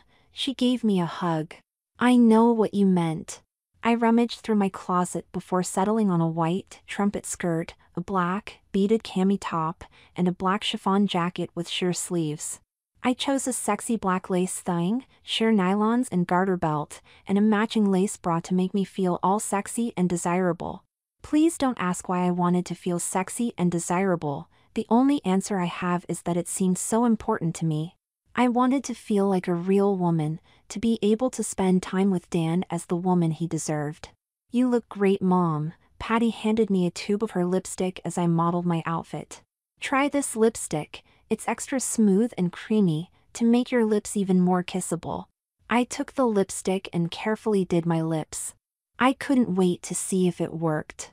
I slipped on a pair of white high-heeled sandals, brushed my hair, and nervously waited for the knock at the door like a teenage girl waiting for her first boyfriend.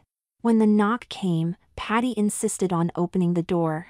You don't want to seem too anxious. I don't see why she was worried about me being too anxious. Was it because I can't put my compact back into my purse because I keep checking my makeup? Could it have anything to do with my running my hands up and down my legs to make sure my nylons didn't wrinkle? Maybe it was because I almost hit the ceiling when I heard the knock. Hi, you must be Dan, I heard Patty say. I'm Patty, come on in. Dan walked over to where I was sitting and smiled down at me. Did I ever mention that I think you're the most beautiful woman in the world? Smiling, I stood up only to realize that I'd been concentrating on what he'd said and didn't realize how close he was to me. I ended up bumping right into him, which caused me to trip and end up in his arms. Nothing better than having a beautiful lady throw herself at you. Dan laughed as he held me tight. I gave him a playful slap but didn't try to work myself loose. Do beautiful ladies throw themselves at you often? Actually, you're the first. He grinned as he leaned down to kiss me. Hopefully, you'll also be the last. I warned you about that, I gently scolded him. You're not allowed to get serious, remember? I'm sorry, it's not easy to remember when I have you in my arms like this. He didn't have to explain, my heart was racing, and I felt wonderful. I somehow managed to wiggle free. Okay. I bought my way out of his arms with 6 kisses. I negotiated him up from the 3 he had insisted on. Still, I was free and I got him out the door before we ended up in bed. We spent the rest of the cruise dining, dancing, and making out like a couple of teenagers. When Dan learned that I was a big fan of music from the 60s and 70s, he started serenading me every evening when he picked me up. His voice sent chills up and down my spine. He had the unique ability to imitate the groups who recorded the song, so it was as if I was right there listening to the group. On the last day of the cruise, Lucille, Michelle, Patty, and I had lunch together. Patty and I spend a good deal of time together as mother and daughter, but our other friends seem to have deserted us early in the cruise. Lucille seemed embarrassed as she explained her absence. I guess I got carried away in my role, she blushed. I think I've dated about 15 guys in the last week. You dated 15 guys?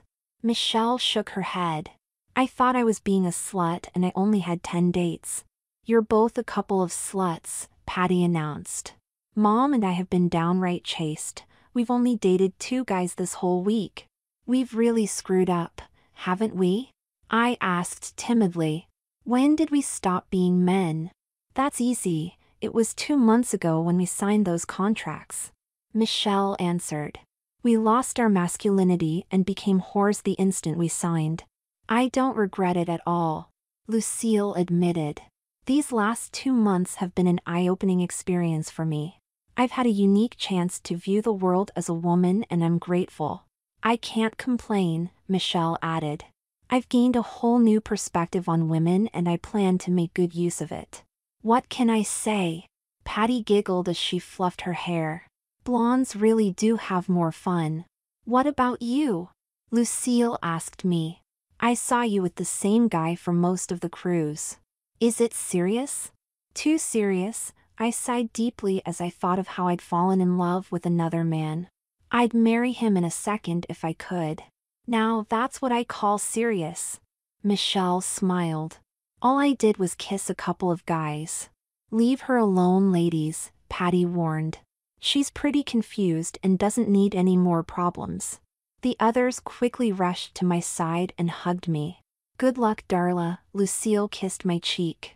I think you'd make a wonderful wife. I'd take you right now if it weren't for Patty. Michelle joked. Sorry to say, but given a choice, I'd take your lovely daughter here in a second. Only I could see the smile that crept across Patty's face. There was only a few years' age difference between her and Michelle, and I sensed that my sweet daughter wouldn't mind being Michelle's boy toy after she changed back to being a guy. We parted to prepare for the final dinner of the cruise. We all had dates and had chosen gowns to make our dates stiff long before they got us in their arms. One last fling as females couldn't hurt, right? Hours later, our hair and makeup perfect, dressed in beautiful red gowns, my daughter and I were in the arms of our dates, welcoming them with a kiss. I'll never forget that wonderful evening. Dancing and being held in Dan's arms were the closest thing to heaven. Later, as we sat on the promenade deck, Dan popped the question. I was too stunned to speak for at least several minutes. I slowly regained my senses and began to cry. I love you, Dan, I really do, I sobbed into his shoulder. But it would never work for us. There's not another guy on earth I'd rather spend my life with, but I can't. I just can't. You've taken my heart, Darla, he whispered as he hugged me. There's no one else for me. I know there are supposed to be several soulmates for everyone, but after meeting you, I'll never believe it. We kissed with a passion I hadn't known since Mary died, but it finally ended. Take this, he pushed a scrap of paper into my hand. It's my address and phone number. If you ever change your mind, call me and I'll be at your side no matter what it takes. The next day we said our final goodbyes and flew back to return to our previous lives. I don't know about the others, but it tore me up to leave Darla behind in the hotel. The boys were happy to see me again and Susie loved the pictures and stories I brought back.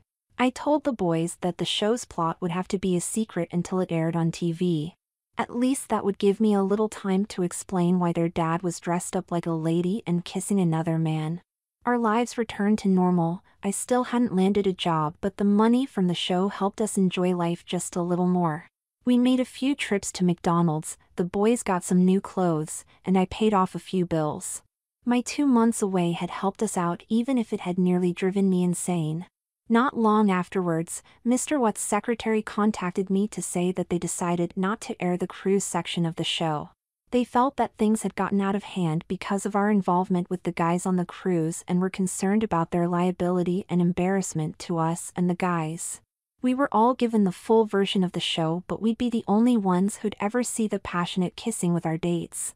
I was worried about the boys' reactions when the show finally aired, but they thought it was hilarious. You look so pretty, Dad, Tommy told me. You fooled everyone. Did anyone figure out that you weren't girls? Mark asked, his eyes glued to the set. No, I answered with pride. No one we met ever knew that we were really men. I'm impressed, little sister, Susie teased. I won't be introducing you to any of my boyfriends. I promise not to steal them, Sue. I'm not in the market for a husband. Unless, of course, it was Dan, but that was best left unsaid. Months passed and our funds were once again getting low. I found a job as a security guard, but the pay barely kept our heads above water. One day I answered the phone and was surprised to hear from Mr. Watt's secretary again. He was going to be in town in 2 days and wanted to meet with me.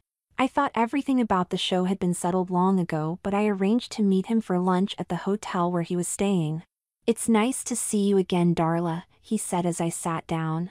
First, I want to compliment you on your superb work in Ladylike. First, it's Donald, not Darla. I politely corrected him. Darla existed only for that show. Well, that's what I wanted to talk to you about. The production company was absolutely blown away by that show. No one could believe that the 4 lovely women were actually men. I was starting to blush. Thank you, I'll take that as a compliment. Exactly the way it was meant. Mr. Watts was known for being very direct. We're planning another project and we want you to be in it. I could certainly use some extra money, I readily admitted. The money I made from Ladylike was a godsend. I told you that the production company was impressed with the way you handled yourself in Ladylike. If you agree to work on this project, we'd be willing to pay you $50,000 plus expenses. It was a good thing I was sitting down. My fork dropped, but I stayed put. 50,000, is that what you said? Yes, 50,000 plus expenses. He didn't even blink and there wasn't a trace of a grin on his face. Could he really be serious? That's a lot of money. What kind of project is it, if you don't mind my asking? No, I don't mind, he smiled. You have every right to know. How else can you decide if you're interested? Of course I was interested. 50 grand can generate a whole lot of interest. We think we could generate a great deal of interest in having someone live the lifestyle from the 1960s. They'd be able to use only the technology available from that time period, only the type of clothing from that time period. I hate to spoil this for you, but MTV's already done that. It was a show called 70s House. Not the way we want to do it, he smiled in an odd sort of way. We'll take that same idea, push it back 10 years, and combine it with a ladylike theme. You want me to become Darla again? You're the one the audiences expressed the most interest in.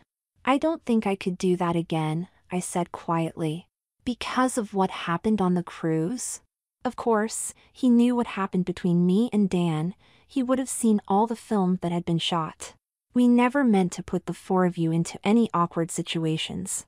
That's why we didn't include the cruise footage in the special. I can handle that, I lied. Things got away from me, that's all. It's just that I can't leave my boys for 2 months again. There's no one to take care of them. That much was true. Susie was a civilian lawyer for the Army and was going to be spending at least 6 months in Oregon, working on a project.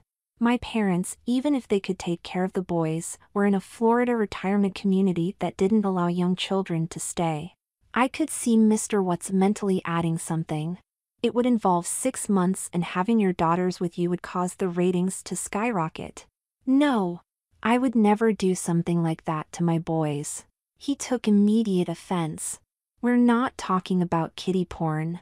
We're required to have a psychologist on the set anytime we use minors. There would be someone from the Child Services Agency there also. The boys would be well taken care of. No, I won't do it. Do me a favor, he asked as he slid a contract across to me. Take a few days to review this. Show it to your lawyer, your sister, whomever you trust. I'll draw up paperwork for your boys spelling everything out, including all measures designed to shield them from any anguish. If you study it and still won't agree, I'll understand. I listened to the plans for the show as I finished lunch, then thanked Mr. Watts, and took the contract with me. I read it over 5 different times when I got home but couldn't find a problem. If I had 6 months to spare, I would probably jump at the chance to spend it as Darla, even if it was in clothes from his 60s. I didn't have 6 months to spare though. The boys needed me, and I needed them. Even if Susie could continue to care for them, I didn't want to be apart that long. After dinner, while the boys played video game, Susie and I went over the contract. They're offering you $50,000 for 6 months' work, they'll make you over into a woman again, they'll provide a house rent-free, pay for your wardrobe, and give you $100 a day for expenses. It's a dream contract for you, Donna, 6 months pretending to be a lady. Darla, I reminded her without thinking. I meant Dawn. Right, she smiled and handed me back the contract. I wish I could help. You must have had a wonderful time filming that special. That's one of the reasons I don't want to do this show. I took a deep breath and handed her the video from Ladylike that included the cruise footage. If you don't want those guys, I'd be happy to take them off your hands, she said as she repeated the sections with only Joe and Dan in them. I don't know what happened to me, Sue, I admitted. I lost all track of Dawn and became Darla. I loved being with those guys, dancing with them and having them take me in their arms and kiss me. If Dan had been just a little more insistent, I'd be getting measured for a wedding gown. Maybe that's what was meant to be, she suggested. You never had trouble slipping into the role of my little sister when we were kids. You were so comfortable in dresses and stuff. You were one happy little girl when you got your first pair of stockings. Yeah, I remember how happy I was when Dad took his 3 girls out to dinner. I got to wear my best dresses, and sometimes Mom let me wear a little makeup. There was never any trace of Donnie when we went shopping together, and I remember how you used to flirt with the boys. But that all ended when I met Mary, I explained. I never considered becoming Donna again after that. Didn't Mary pretty much run things in your family? Well, she was an office manager, so she was used to being in control. I didn't mind. She always seemed to know just what to do in any situation. You did the cooking and housework, didn't you? Sure, but I was a better cook than she was, and since Mom had taught me to do a lot of things, I didn't think it mattered. Who initiated intercourse? That's kind of personal, don't you think? Who? She insisted. Most often, Mary did. I hung my head, but not always. If it weren't for the boys, I'd say sign the contract, Sue advised. You'll make some lucky guy a wonderful wife. I could take them with me, I grimaced. But they'd have to be my daughters. I filled Sue in on everything Mr. Watts had said about the boys' involvement, the psychologist, child services, even that they could attend school and have it count as working. The production company wants everything to be realistic. Somehow, they found a town where no one would care if I wore dresses and pretended to be a woman living 40 years ago. They'll have an area set up just the way it was at that time, complete with a school, stores, and anything else that's needed. If the boys were involved, they'd also live and dress just like any other girls their age. They'd be fixed up to look just like girls and would wear dresses most of the time, just like Mom did when she was their age. When they go to school, they'd wear plaid skirts, white blouses, saddles, shoes, and girls' underwear. All day, every day as girls, and there would be no video games, no CDs, or DVDs. I'm sure they'd survive being changed into girls, but they'd go nuts without their toys. Sue laughed. The contract for them is being sent over. I'll show it to you when it gets here. The production company had the contract for the boys delivered the next morning, and it spelled everything out in as much detail as my contract did. They'd look like girls and live that way until the filming ended in 6 months. They couldn't bring anything from our current time with them, including books or comic books that were written after 1960. Sue read the contract over carefully and agreed that the boys' mental state would be carefully supervised and nothing left to chance. Although we'd be living as they did in the 60s, if we got sick or hurt, we'd be treated with modern methods and drugs. I think you need to sit down and have a talk with the boys, Sue advised. Don't mention the money, you don't want to sway them in any way. I think they'll agree and the 3 of you will have a great time. Later that day, Sue and I sat down and talked it over with the boys. They had tons of questions and luckily, I had all of the answers. Why do we have to be girls? Tommy wanted to know. What's wrong with being boys? There's nothing wrong with being boys, but people think it would be funny if boys tried to be girls. Why did they pick that year? Tommy wondered. What happened then? That was just before girls' clothing styles changed, Sue told him. After that, girls started wearing pants more often and their skirts got shorter. Won't people laugh at us if we wear dresses? Mark wondered. No, no one will laugh, I said, trying to calm his fears. Everything's set up with the town where we'll be living, they won't laugh, and some of them will also be pretending that it's 1960. Promise no one will laugh? Tommy pleaded. I don't want anyone laughing at me.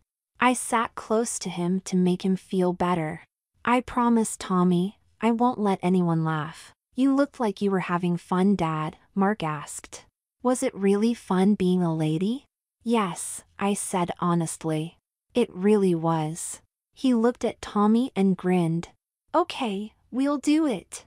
I signed the contracts and sent everything back to Mr. Watt's office. During next 2 weeks we were measured, hairstyles and colors were chosen, and school records were transferred. Soon it would be up to me to introduce them to dresses, petticoats, panties, and for Mark, his first bra. Finally, the big day arrived and we were taken to a small hotel just outside of the town where we'd live for the next 6 months. We all had extensions woven into our hair. My hair was once again dyed strawberry blonde while the boys kept their blonde locks. Both of my daughters acquired shoulder-length hair. Mark, now Linda Jean, wore her hair tied back to one side with a scarf, while Tommy, now Cynthia Marie, wore hers brushed back into a flip with bangs and a headband. My cute sons had been replaced with even cuter daughters. We were given our first outfits and left alone to dress.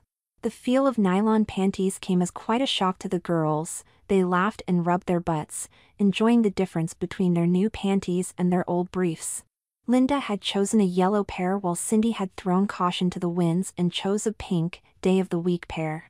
I was in a pink petticoat, full cut, nylon briefs, and matching bra, trying to help my new daughter's dress. I want to be just as pretty as you, Cindy told me as I helped her on with her petticoat. Can you teach me how to look pretty? You already are pretty, I told her while lowering a dress over her head. You're both very pretty and I think you're very brave to do this. It sounded like fun, Linda laughed while trying to fight her way through a petticoat. You said that you had fun, no one's going to tease us, and besides, we'll make a bunch of money. Excuse me, what money are you talking about? Aunt Sue told us we'd each get $10,000 for this. She smiled and adjusted her petticoat before reaching for a white dress with yellow and green flowers around the hem. Could you help me? Someone put the buttons in the back.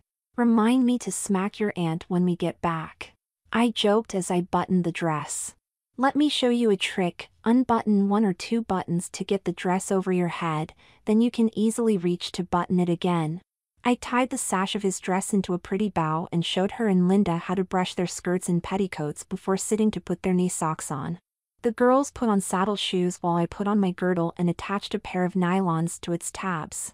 I was really going to miss pantyhose. Wearing nylons for special occasions was fun, but each and every day was going to suck. Are we going to have boobies too? Linda asked, staring at the forms glued to my chest. You're still a little young, I told her while buttoning my pink and white checked shirtwaist dress. I need them because some of the clothes I wear wouldn't look right with a padded bra. I wish I could have told the girls that I loved having breasts and wished the ones I had were real. While the girls got used to their dresses and watched, I did my makeup. You really look great, Dad. I mean, Mom, Cindy said as she watched me apply lipstick and blot my lips. Why did you put it on and then take it off? I'm not taking it all off, I explained. This takes off any extra lipstick and keeps the rest from messing up your teeth. Want to try some? I asked as I held the tube out to her. I don't know, she hesitated. I'm not sure about wearing makeup. It's no worse than wearing dresses, I smiled. You're 14, maybe it's time you started wearing a little bit of makeup? She stood very still, not sure what to do, then finally puckering her lips and leaning forward. Very nice, I told her after she blotted off the excess. You're looking like a lady now. I did a quick check of Linda and Cindy after we were all dressed. Linda, in her white dress with eyelet trim around the neck and hem, white knee socks, and saddle shoes, looked like a young girl on the brink of becoming a woman. She'd need to learn how to stand and move like a girl, but all that would come, for now it was important for her to be comfortable in a dress. Cindy seemed confused, unsure of her feelings in a pretty yellow dress, yellow anklets with white lace, and black Mary Janes. She made an adorable young girl except for the frown on her pretty face. I put my arm around her shoulders. "Are you okay?" "I guess so," she answered as her fingers brushed her dress. "These clothes feel funny. If you don't want to do this, you don't have to." I insisted. "You know you can always tell me the truth." She looked over at Linda, who smiled and nodded. "I like the way my new underpants feel." She grinned as she fluffed her skirt. "The petticoat thingy is nice too." "Good, I'm glad you like them," I kissed the top of her head. "It'll make it much easier to pretend to be girls if you like the clothes." "I don't think I should like dresses and stuff though," he said as he shook his head.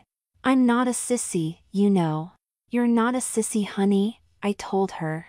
"You still a boy, but you're going to be playing a very interesting game of pretend. When you get to be a little older, you'll understand girls better than any other boy and you'll be able to have lots of girlfriends." "But girls are yucky."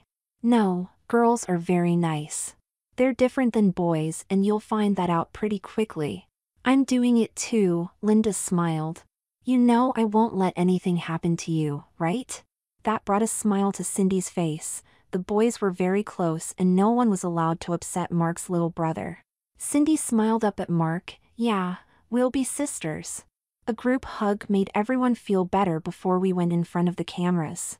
Each of us took a turn smiling and introducing ourselves before a production assistant went over the rules with us. We had to stay in character all of the time, of course. We would wear nothing but feminine clothing for 6 months, and we had to make do with only the appliances, clothing, and food that would be available in 1960. The girls would attend classes while I'd have a part-time job. Leisure activities for the girls would include brownies for Cindy and Girl Scouts for Linda. Linda was also expected to join the Future Homemakers Club at school to learn the fine points of keeping house, cooking, and taking care of her future husband. I didn't have any additional challenges. Working part-time and being a homemaker were considered enough. As the cameras rolled, we learned proper skirt management. Sitting in a full skirt and petticoat took practice. You certainly didn't want your petticoat forcing your skirt into your face as you sat down. It was also important to know how far out your skirt extended when walking through the narrow aisles of a store so that you didn't sweep things off shelves as you walked. Women of that time grew up wearing wide skirts held out by stiff petticoats. The girls and I would have a little more than a week to adjust to them. Once we learned how to handle full-skirted dresses and petticoats, I was introduced to the wonders of pencil skirts, evening gowns, and girdles.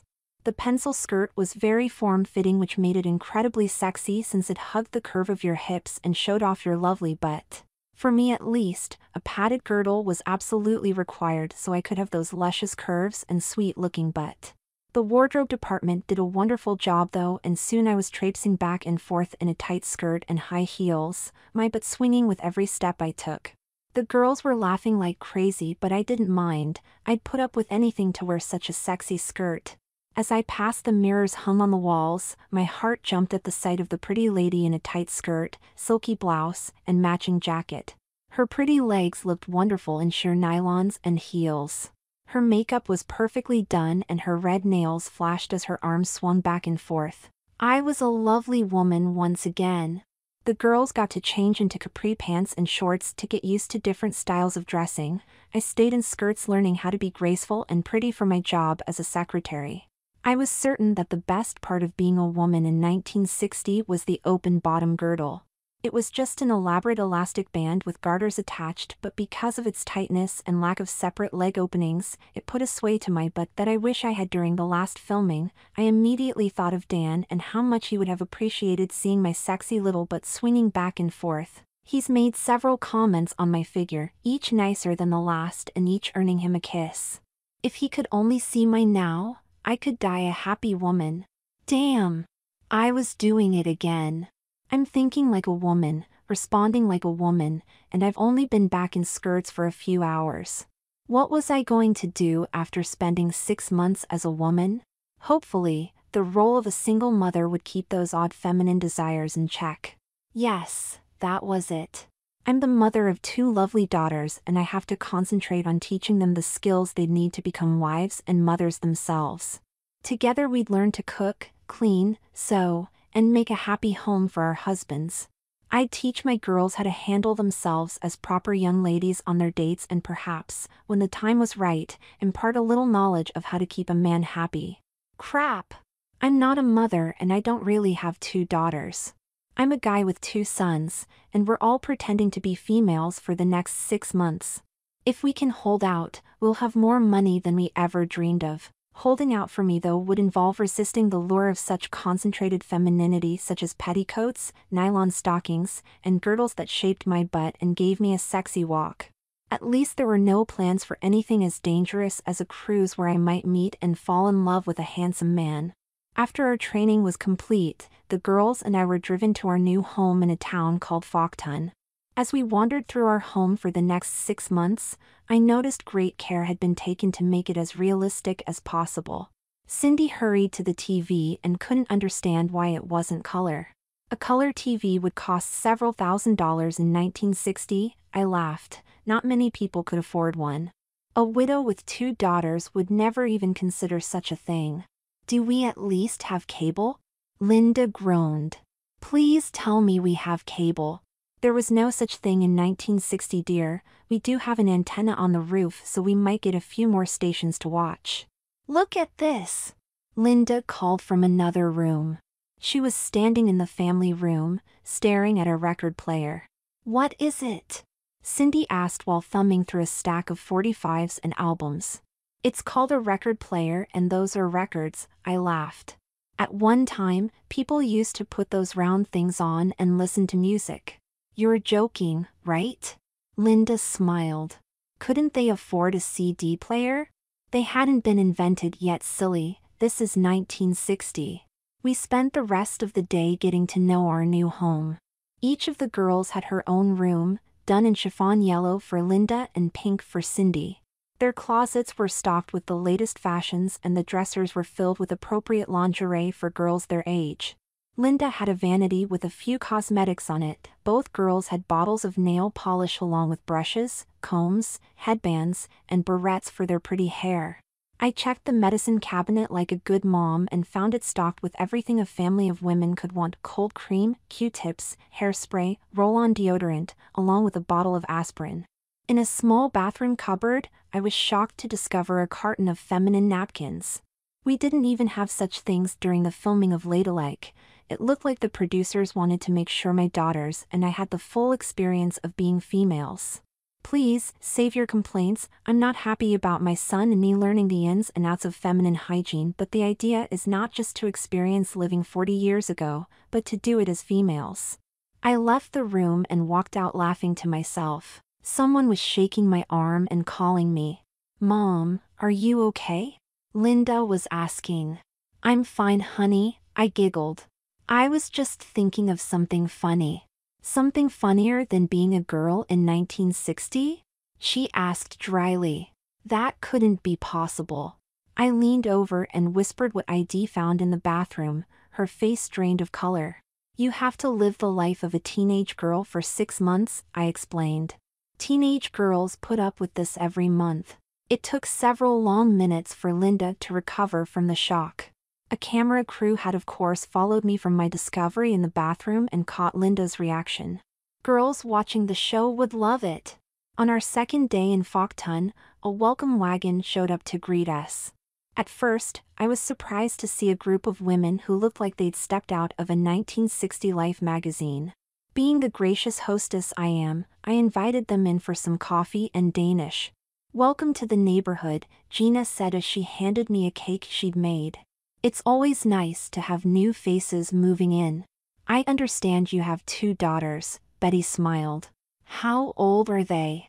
Linda Jean is my oldest, she's 15, and Cindy is 12. We have a great school, a lady named Norma joined in.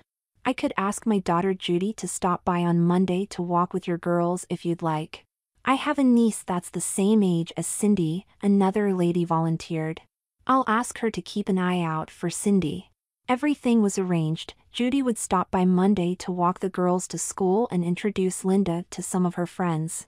Another girl would befriend Cindy and help ease her into her new school.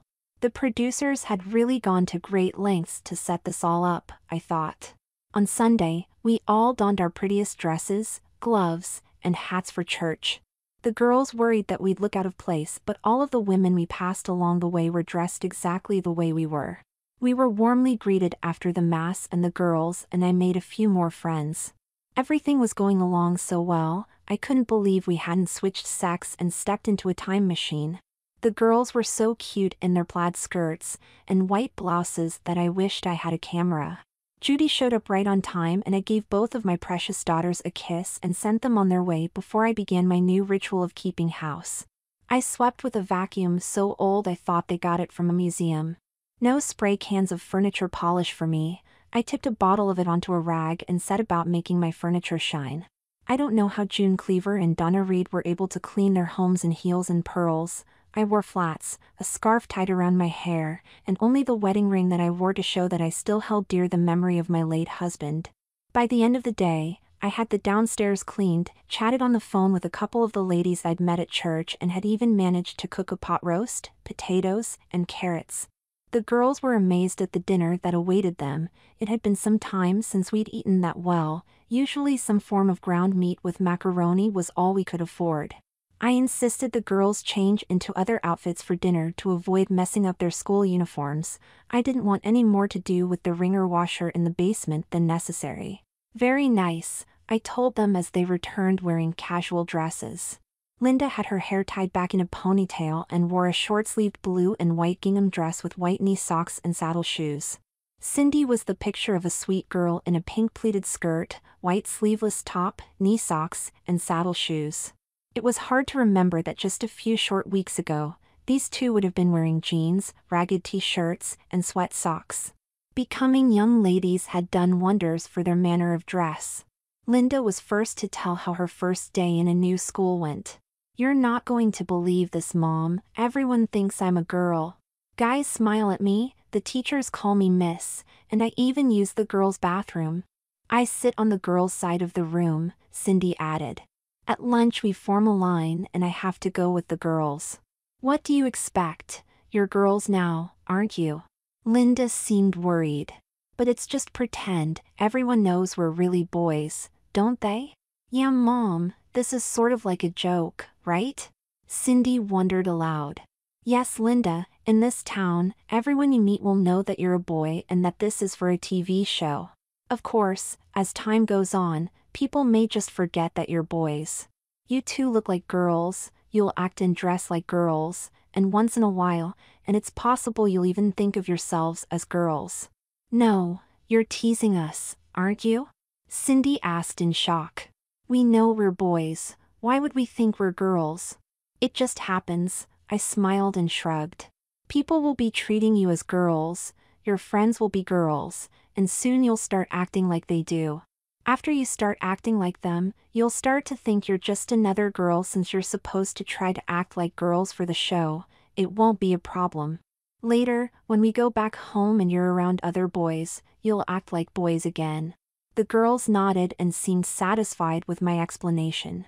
I only wished that I could understand why, after being a guy for several months before starting this show, I still thought about Dan. It seemed like Dan just wouldn't go away. I told him on the cruise that we could never be serious, and I thought he understood. Why then do I find myself thinking about him every day? I will be engrossed in housework and suddenly Dan's face pops into my mind. I see his smile, his twinkling eyes, and I remember his kisses. I find that I have to concentrate on what I'm doing in order to forget those kisses that made me tingle down to my pretty toes. Even after forcing him out of my mind, he simply waits for another slow second and pops right back again. I blush when I think of how he pops into my head as I prepare for bed and the thoughts that come with him. Maybe if I met a very special lady she could take my mind off Dan. A lady with beautiful eyes like Dan has, a smile like Dan has, and who could kiss like Dan kisses. Oh hell, there's no getting around it. I need Dan. Maybe Sue was right, maybe I do need a man to take care of me. The more I thought about it, the more sense it seemed to make. I had played the role of housewife in my marriage. Mary made the decisions, initiated relations, and made the most money. Because of the long hours she had to work, I kept the house and raised the kids. Maybe it wouldn't be so terrible to admit that I'm a better woman than a man. I enjoyed being Donna when I was little. I wore pretty clothes, makeup, and although my parents didn't know about it, I even had a date when I pretended to be a girl on that summer vacation. Years later, I had gotten involved with pretending to be a woman and had such a wonderful time wearing pretty dresses, a bikini, and an evening gown. People I met treated me like a lady and I ate it up. I walked like a lady, talked like a lady, and even gestured like a lady. Everything I did was perfect for a show called Ladylike, especially when I fell in love like a lady. "Mom, are you in there, Mom?" Linda called to me. "Everything's ready for dinner." Sorry girls, I must have gotten lost in thought. I turned to pick something up and could swear I saw them look at each other and giggle. After dinner, I insisted that we all wear pretty aprons to keep our dresses from getting spotted. It was tough enough cleaning things before, but in 1960 I didn't have the advantage of spray and wash. I had to rub a paste of water and detergent into the stain, and then let it sit before washing. I did miss the microwave I used for heating leftovers, my dishwasher, my automatic washer and dryer, my frost-free refrigerator and freezer, and oh yeah, I really miss Dan. After we got the dishes cleaned and put away, I sat down with the girls to see what their classes were like and what homework they might have. They're both very bright and conscientious, so I'm not very worried about their classwork. What I want to know is how they're adjusting to being girls. "It's only been one day, Mom," Cindy said as we went over her schedule. "The classes don't seem to be any harder than at our old school." "Maybe not yours," Linda moaned. "But I have to take a home economics class. I'll have to learn how to cook, bake, and sew, besides such wonderful things as laundry and child care. Did I forge your names on those contracts?" I teased. "I told you too that for 6 months you'd have to live as girls did in 1960. That meant going to school as girls and taking the subjects that girls took then. There was no equality of the sexes in 1960, girls rarely went on to college, they grew up to be wives and mothers. If women did work outside the home, it was as teachers, or nurses, or some other job that was reserved for women such as waitressing. I'm supposed to earn a few extra dollars, so I'll work as a waitress. That means I'll wear a uniform dress, stockings, and sensible shoes. I won't have the option of slacks or jeans, and sneakers are out of the question." "That sucks big time," Cindy exclaimed. "How did women put up with it?" "It's what they were taught from the time they were little girls, so they didn't expect anything different. I'll start a women's liberation movement at school," Linda suggested. "You'll be a good girl and learn the things a young lady needs to know," I said sternly. "My daughters will grow up to be proper ladies, not men." The girls probably thought I'd lost every one of my marbles, but they both nodded in agreement. I think it was partly the money they'd make, and a little bit of curiosity. They wondered what it would be like to be a girl. Little by little, my former sons gave themselves over to being girls. There were fewer complaints from Linda about home economics, and Cindy asked me to buy her a baton so she could practice baton twirling.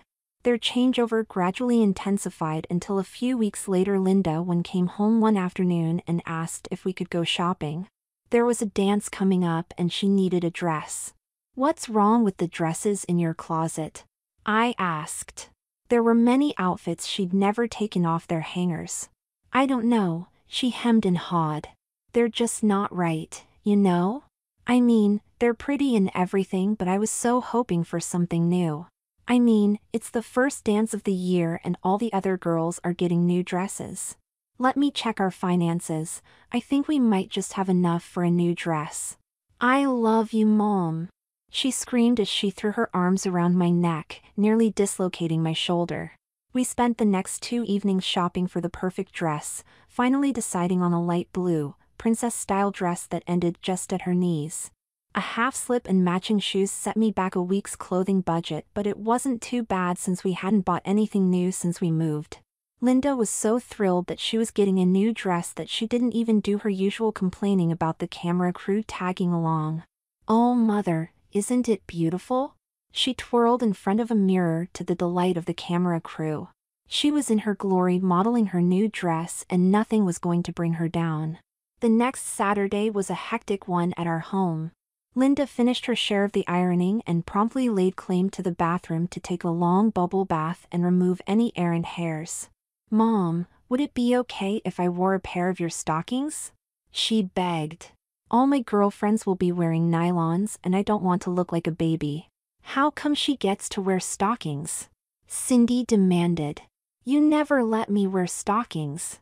If you become a majorette, you'll have to wear stockings to every parade," I reminded her.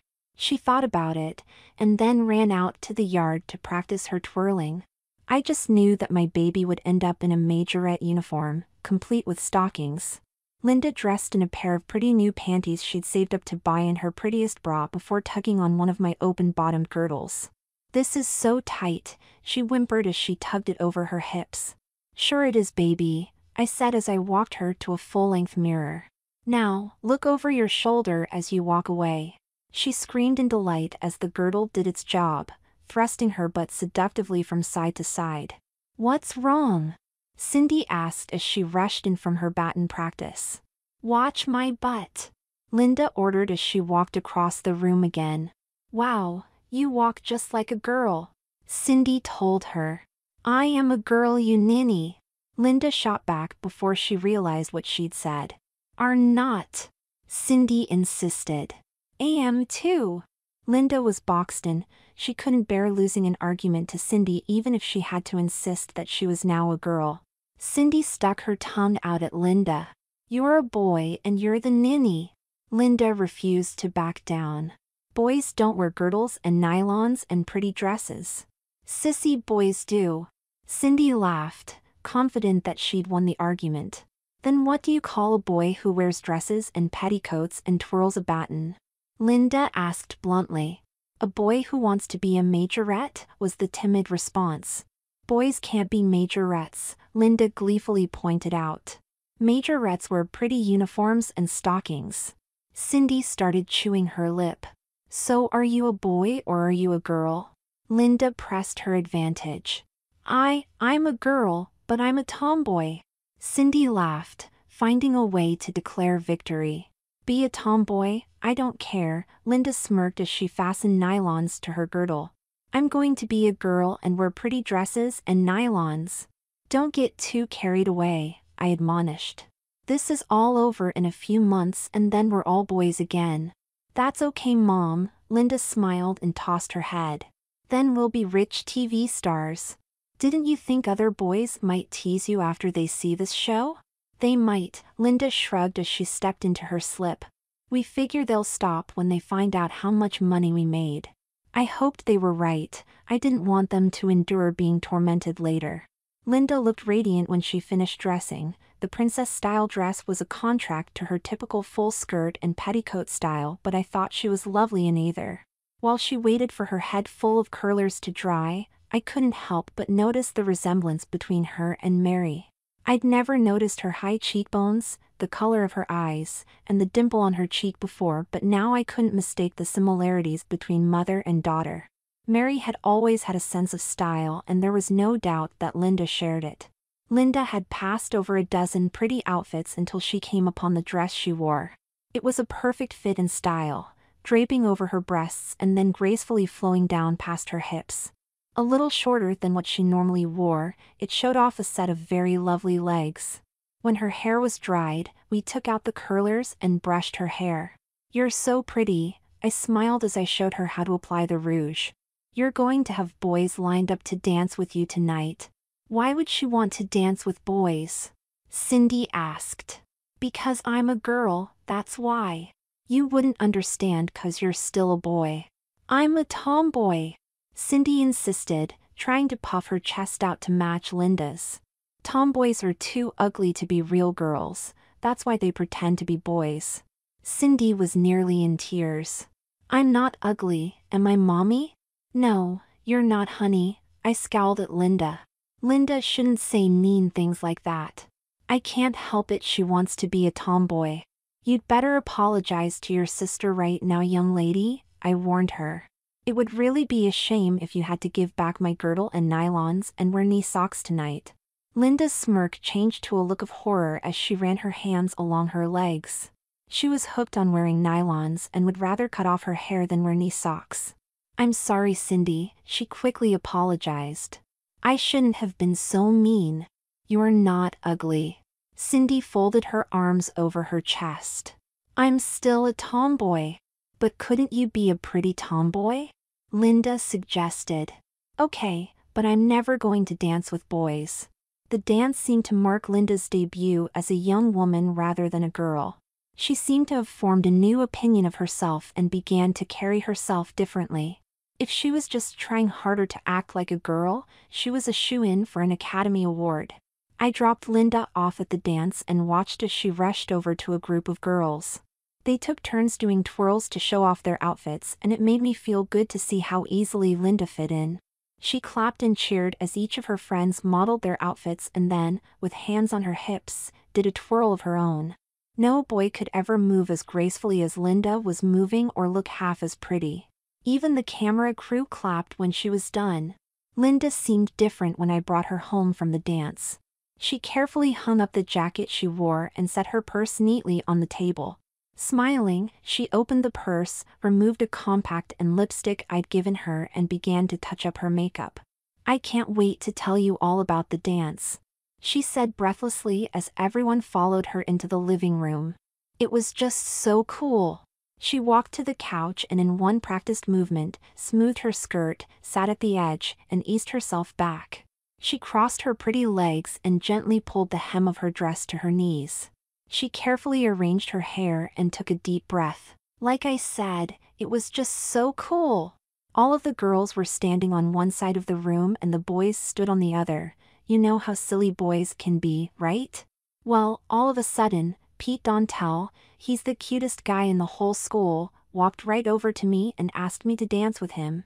He held out his hand and I didn't know what to do until my girlfriend Pam whispered for me to take it. As soon as I touched his hand, he closed it tight around mine and led me out to the dance floor. Once we were out in the middle, in front of everyone, he pulled me close so that he could put his arm around my waist. Ooh, sounds horrible, Cindy commented. That's what I thought until he got his arm around me, Linda giggled. Then it felt so nice and dreamy. A guy was holding you and you think it was dreamy? Linda had a faraway look in her eyes. Dreamy. So he was holding my hand with one hand and then he put the other around my waist and I couldn't get away from him. How hard did you try? I joked. Just a little to make him hold me even tighter, she blushed. Why would I want to get away from the cutest guy in the whole school? We danced 3 songs in a row, she said proudly. Then he asked me if I wanted a drink and held my hand all the way to the refreshment stand. My girlfriends saw it all and were so jealous. Did you dance with any other boys? I asked. A couple, she nodded. But most of the time I danced with Pete. Was that the boy I saw you talking to when I picked you up? Isn't he a dreamboat? It looked like he's a good kisser too. I snuck it in before she had a chance to think. He sure is, she blurted out. You danced with a boy and let him kiss you too? Cindy asked. You're going to get cooties. If they're Pete Dontel cooties, I'll be the happiest girl in the world. Linda drifted off to bed, leaving Cindy shaking her head. Am I going to be that silly when I'm her age? I kissed her head and shooed her off to bed. Only time will tell, honey. The rest of the weekend was quiet except for the squealing when Linda's girlfriends caught sight of her at the church. They rushed over and mobbed us, demanding every detail of her time with the cutest guy in school. They condensed an hour's worth of conversation into 2 minutes of squeals and giggles before agreeing to meet after the service. As we walked to our seats, Linda's back was a little bit straighter, her walk a bit sexier. My little girl was growing up. I started my waitress job that Monday. I shaved extra close the night before even though I generally didn't need to shave more than a few times a week. I didn't want a 5 o'clock shadow to ruin my looks. My alarm went off at 6 Monday morning. After making sure the girls were awake, I went back to my room to prepare for my first day as a waitress. I carefully folded my nightgown and set it aside before I glued my breast forms on after giving my chest the weekend to recover. I chose my prettiest bra and panties to wear, hoping they'd offset the plain-looking, pink-checked uniform dress I had to wear. I pulled on my padded girdle, slid a lace-trimmed, full slip over my head, and then it was time for my nylons. I thought it was a shame that the producers couldn't have gotten me a job as a cocktail waitress like I had in Ladylike, but I guess it wouldn't go over well with my mom image. Too bad. I'd love to wear a short skirt and heels again. They made me feel so alive and sexy. I still wore nylons, but they weren't as silky, and this time they were attached to a functional-looking girdle instead of a sexy garter belt. I carefully rolled my nylons up and fastened them to my girdle. I haven't ruined a pair of nylons in ages, but I need to be extra careful. Linda's dress put a serious dent in our finances, and nylons don't grow on trees. It wasn't important, I thought as I smoothed any wrinkles from my stockings. Seeing how pretty Linda looked was worth the sacrifice. I slipped into my dress, buttoned it up, and did my makeup. I didn't look bad for a woman in her 30s, I thought as I powdered my face. I knew I could still turn a few male heads, the cruise proved that. What I didn't know was why it was important for me to turn male heads. As far as I could tell, I was a man, yet I seemed to crave male attention. I knew it wasn't normal, but I even felt jealous of Linda's having a cute guy interested in her. I spent most of my first day filling out forms and working with Janice, another waitress who taught me how to take orders and serve the customers. The job was a lot harder than I thought. Try balancing a tray with hot food in one hand, while bending at the knees to get closer to the table. To make it even better, I had to do all of that while trying to avoid the camera crew that had become my shadow. The customers were very sweet and understanding, so I made it through my first day without being pelted with food. Day 2 of my waitressing posed its own problems. Instead of watching and helping Janice, I was now the sole waitress for 10 tables. I smiled, greeted every customer personally, chatted with a few here and there, and before I knew it, my shift was over. "You're doing a great job, Darla," Mr. Higgins, the manager, told me as I prepared to leave. "Mr. Hurley, the owner, has several restaurants, maybe he'd hire you full-time." I broke up laughing at the thought of being a full-time waitress. I was half joking. Mr. Higgins smiled. "You do have the potential to be a very good waitress." "What about being a waiter?" I asked, straight out. Mr. Higgins had to know that I was really a guy, yet he suggested that I work as a woman. "Nope," he grinned and flinched. "You're too pretty to be a waiter." I hope the camera crew caught the look on his face when I thanked him by kissing his cheek. On the way home, I started wondering about some odd happenings. I was told at the start that everyone in Fokta knew that a man and his 2 sons were going to be filming a reality show in which they'd have to try to live as a woman and her 2 daughters. The school knew, the pastor of the church we attended knew, and of course, my boss and the owner of the restaurant knew. So, if my boss knew that I was a guy, why did he suggest I become a full-time waitress and tell me that I was too pretty to be a waiter? Everyone in the school knew, yet boys lined up to dance with Linda the other night and I watched as the one kissed her several times. I tried to put the jumbled-up situations into some kind of order, but they defied logic. We still had a few more months to go, maybe I'd understand at the end. Halloween was fast approaching and Cindy insisted she had to have a special costume. She liked several Cinderella and princess costumes, but I couldn't spare the money.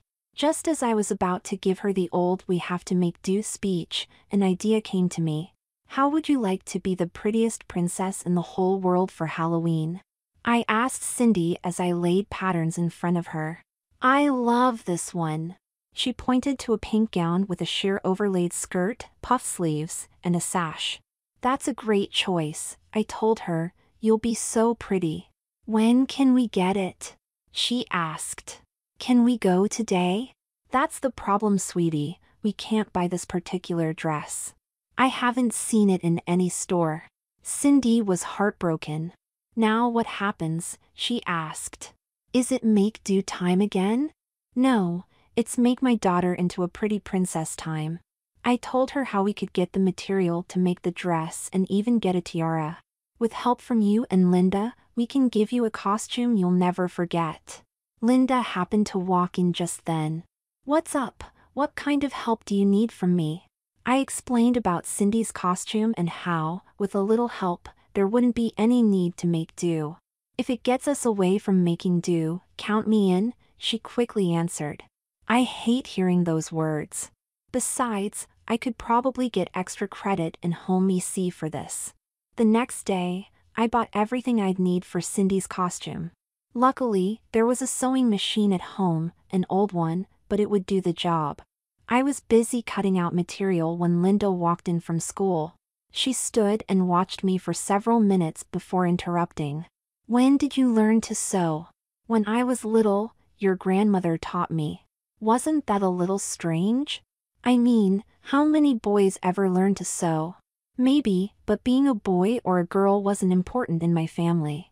You did what needed done. Is it important now? I thought for a moment. No, I'm still doing whatever needs done. If I can feed my family by wearing a dress, that's what I'll do. She leaned over and gave me a big hug and kiss. You're my hero. She left the room before I could quit crying. Imagine that, I was my daughter's hero. I spent every spare minute cutting, measuring, pinning, and sewing. I'd be pinning Cindy's gown and Linda would do some of the basic stitching. I never felt closer to my kids than when I was making that dress. Cindy was in tears as I zipped her into the finished gown for the first time. It's so pretty, she sobbed. I'm going to be the prettiest girl to ever go trick-or-treating. You're just as pretty as Mom was, Linda told her as she gazed into the mirror. What was that? I gasped. I was never that pretty. Sure you were, Mom. Cindy didn't notice Linda frantically motioning for her to shut up. When you wore Aunt Susie's communion dress, remember? I shot a look at Linda who could only shrug her shoulders. We weren't supposed to tell you that we saw that picture. You looked so pretty, Mom. Did you like wearing Aunt Susie's dress? Linda grinned. You looked like you enjoyed it. I considered trying to brush it off, but something told me that wasn't right. If Susie showed my pictures to the girls, she must have had a good reason. I'd kill her when I got back, but for now, I'd be honest. Maybe it would reduce my sentence for murder? Yes, I really enjoyed it. I smiled as I remembered the fun time I had as Susie's little sister. Did you get to wear petticoats and pretty panties too? Cindy wanted to know. The camera crew had already called it a night, so I thought it was a good time for a little mother-daughter chat. Let's get some milk and cookies, girls, and tell you all about Aunt Susie's little sister Donna. We made ourselves comfortable in the living room and I told the girls about my experiences as a girl. Aunt Susie dressed me in her dress, with a petticoat, panties with ruffles on them, anklets, gloves, and her old shoes. She and Grandma brushed my hair to make me look more like a little girl and I got loads of candy. Did you ever dress up again? Linda asked. I used to dress up so much that Grandma started to teach me stuff like how to cook and sew. I made a couple of dresses and used to help with dinner all of the time. Linda couldn't believe her ears. You wore dresses, for real? For real, I said proudly. I wore dresses and panties, and everything else too. Aunt Susie showed me how to do my hair, shave my legs, and even taught me to put on makeup. Did you ever go outside in a dress? Cindy asked. All the time, I nodded vigorously. Sometimes Grandma would take me and Aunt Susie to a mall and we'd spend the whole day shopping. Okay, now it's my turn to ask questions. I turned to Linda. Why did Aunt Sue show you those pictures? Cindy and I weren't sure we wanted to do this, she explained. We thought it sounded like fun, but it was kind of weird too. Hell, had I pushed my sons into pretending to be girls when they really didn't want it? I was going to apologize, but Linda had more to say. So, like I said, we weren't sure, so we asked Aunt Susie what she thought. I remember asking her how a boy could look like a girl. That's when she showed us all those pictures of you, Cindy grinned. You were so pretty. I still am. I sniffled, pretending to be upset. Don't you think I'm still pretty? I'm sorry, Mom. Cindy rushed over and hugged me. You're the prettiest lady in the world. Mom, Linda asked. Did Mom know about Donna? No, I never thought about that little girl when your mom was alive. I answered, choking up thinking about Mary. Aunt Sue suggested I do the first show to make some money, and then Mr. Watts offered me even more to do this. I'm not proud of it, and I wish you two weren't here. Why? Cindy quickly asked. What's wrong with our being with you? I don't know if it's a good thing to make you pretend to be girls. Both girls rushed over and hugged me at the same time. I don't mind, Linda insisted. I'm having fun. Me too, Cindy laughed. It would be more fun with a color TV and my Game Boy, but it's still fun. It'll be over soon and we can have our color TV and Game Boy back. I never thought I'd miss a washing machine until I had to use the beast in the laundry room. Linda cleared her throat but didn't look directly at me. Could I ask a favor? Sure, I can't promise anything, but you can always ask. Will Cindy and I be allowed to keep the money we make? Some, I promised. Most of it has to go for college. Can we buy anything we want with what we get? As long as I approve, what would you want to buy? Well, she stammered. No, I don't see. I teased her. You'll have to be a little more specific. Dresses and stuff. What about them?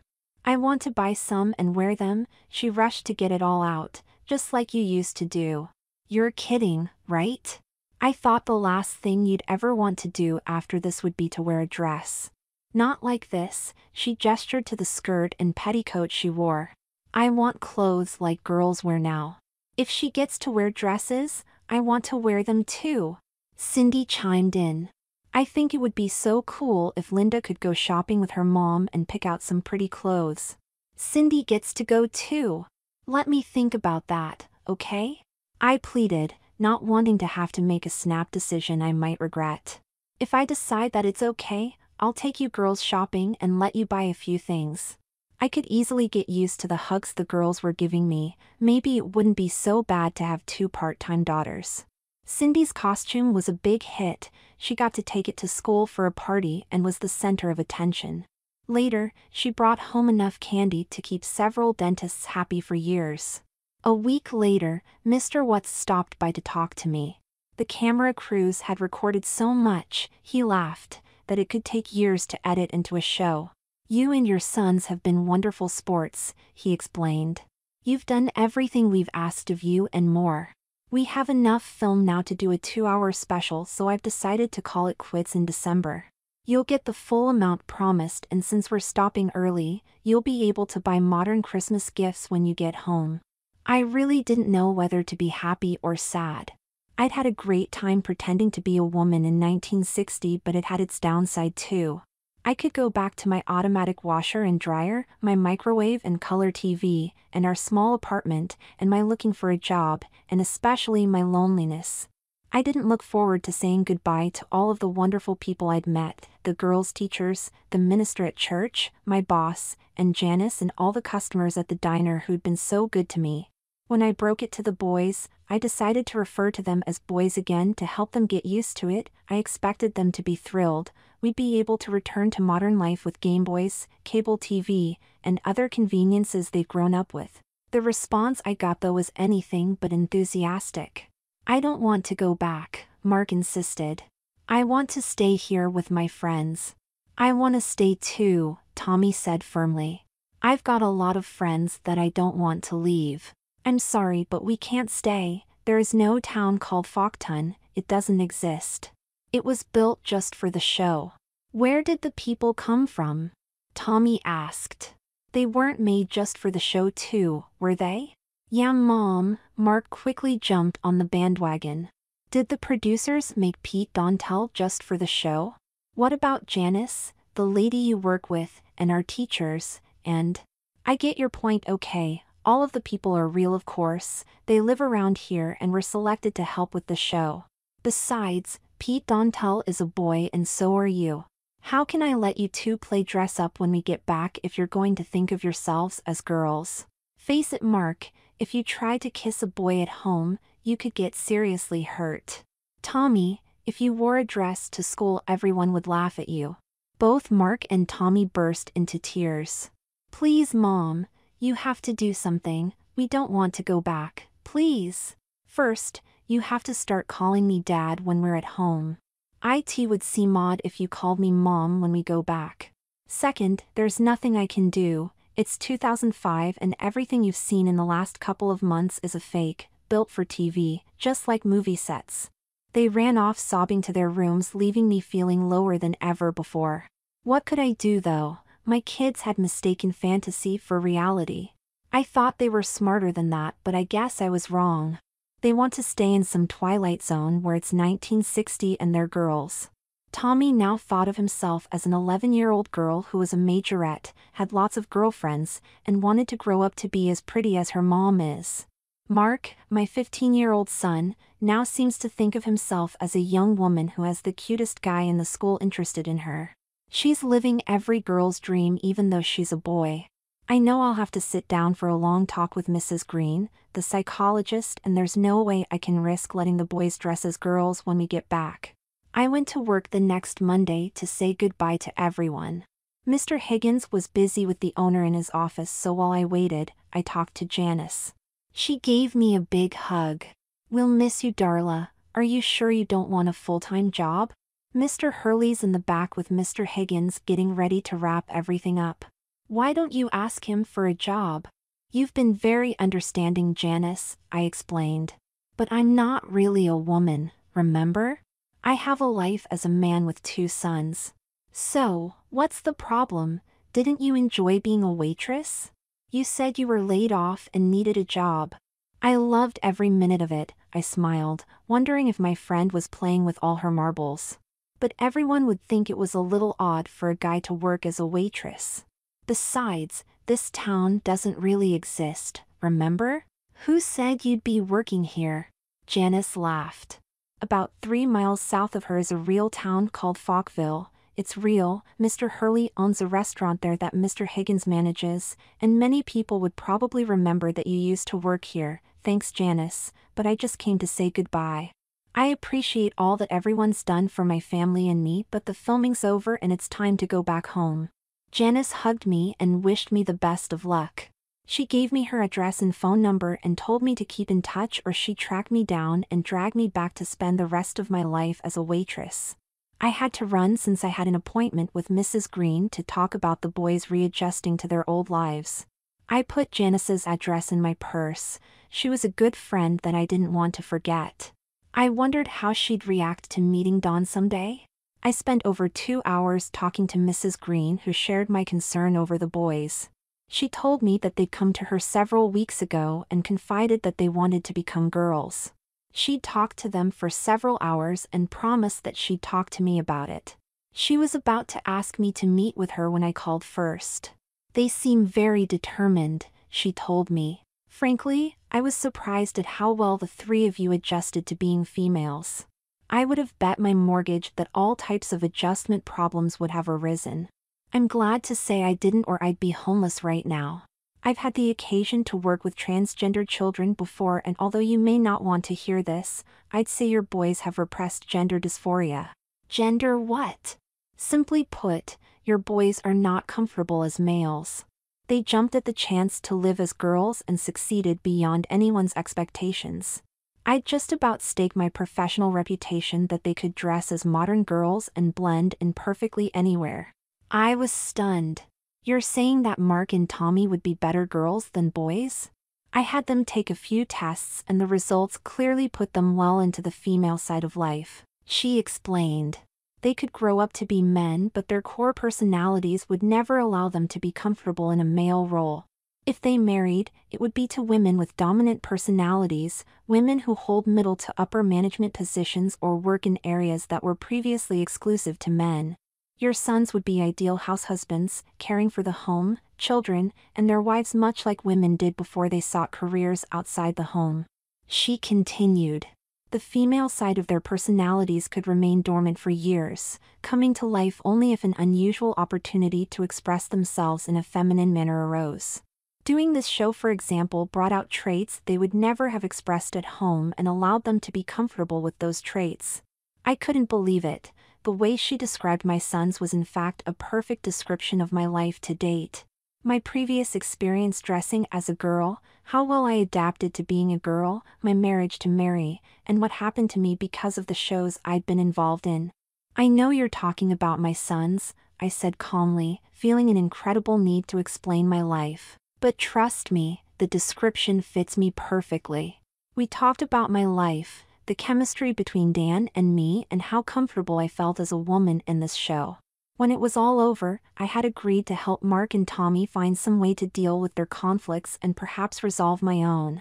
The boys were thrilled that I'd talked to Mrs. Green and had agreed to try to work things out for us. I promised to do what I could but insisted that they understand that our options were probably very limited.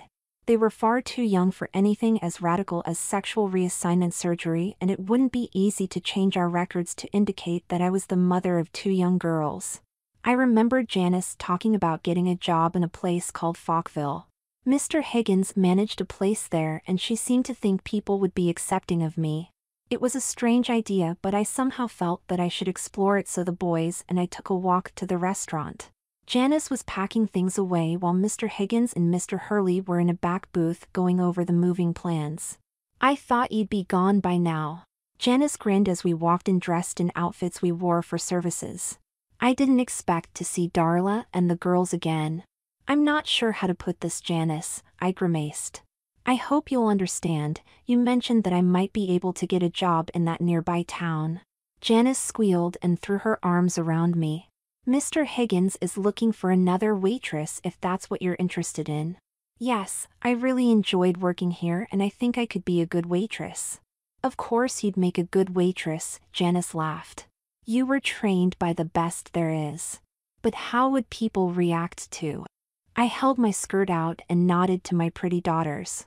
"Let me tell you a little about Falkville." She took the 3 of us to a booth and told us the story of a town founded by a couple whose only son committed suicide because he didn't feel as though he could continue living as a man.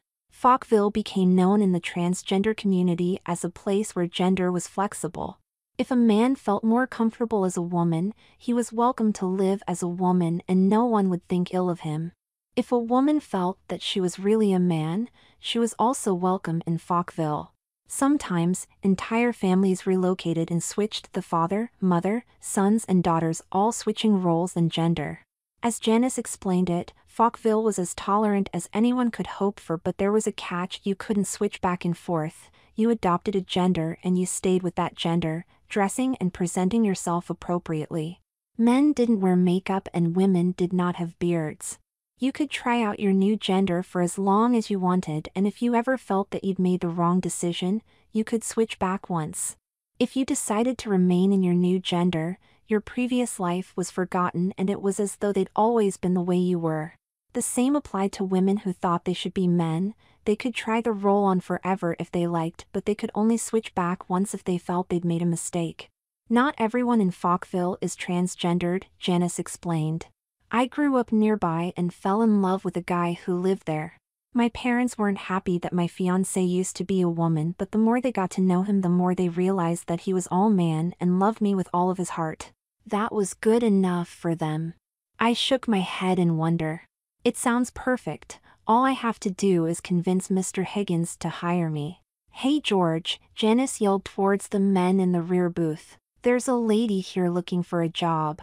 We're closing the town down." Mr. Higgins laughed as he walked towards us. "If she's got experience, I could use her in Falkville though." "She's damn good, George," Janice shot back. "She should be. I trained her."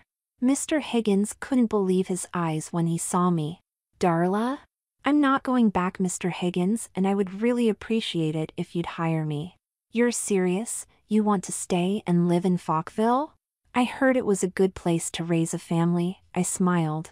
"My daughters seem to like the area and so do I." "Janice is right, you are a damned good waitress. When can you start?" "I'll need to find a place to live and get the girls enrolled in a real school first." I'll bet Dan Hurley could help, he's got a lot of connections in town. Turning to where he had been sitting, he called out, "Hey Dan, come here would you, my new waitress needs a little help." "Sure," a familiar voice called out as the owner approached. "What can I do for you?" The voice broke off and I could hear air being sucked in. Oh my God. Cindy and Linda looked up and started to giggle and nudge each other. "Check it out," Cindy whispered. "It's him, the guy from the cruise." The guy from the cruise, what were they? I couldn't believe my eyes as I stared at Mr. Hurley, the owner, or as I once knew him, Dan, the guy from the cruise and my dreams. "Darla, is it really you? I heard that the lady who they built a town and turned the clock back to 1960 for was named Darla, but I never imagined it would be you. I take it you two have met?" Mr. Higgins asked. Dan couldn't seem to stop shaking his head. "Remember Darla, from the cruise, the one I told you about?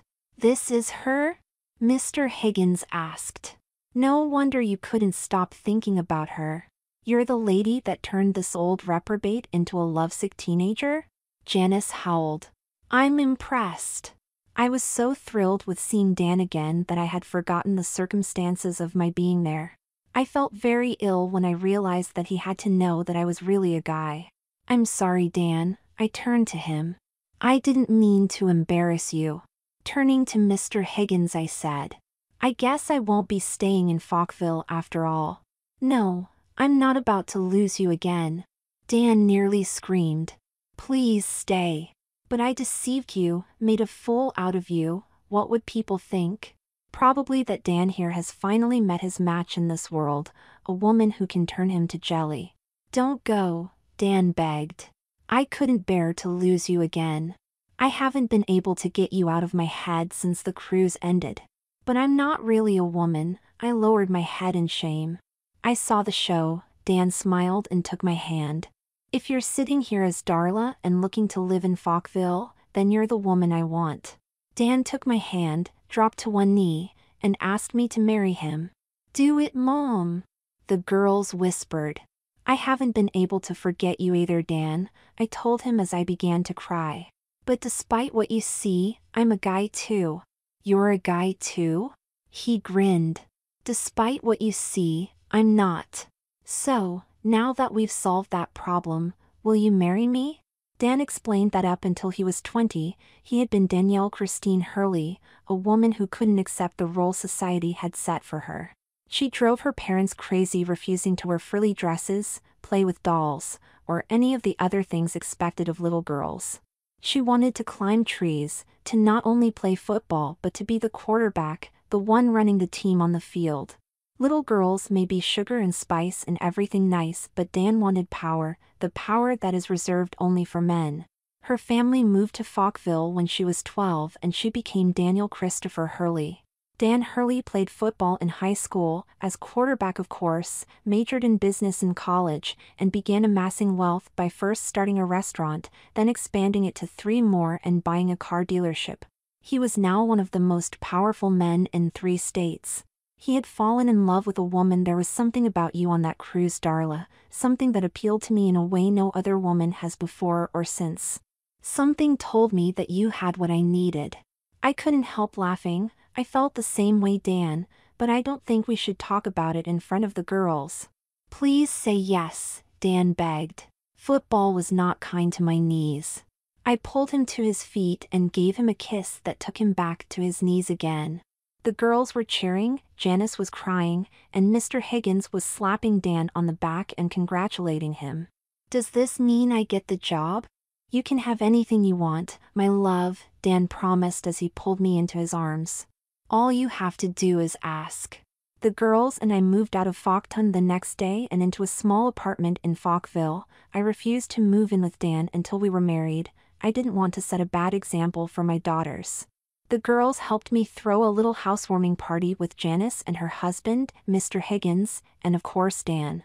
I brought out the tape from Ladylike and everyone seemed to enjoy seeing how hot I looked in a bikini and how I got to look that hot. The girls admitted that one day, while they were staying at my sister's place, they found the tape that I'd left there. They watched in amazement as their pretty father found romance on the high seas. When they caught sight of Dan at the restaurant, they were sure that there had to be a God and that he meant for me to marry Dan.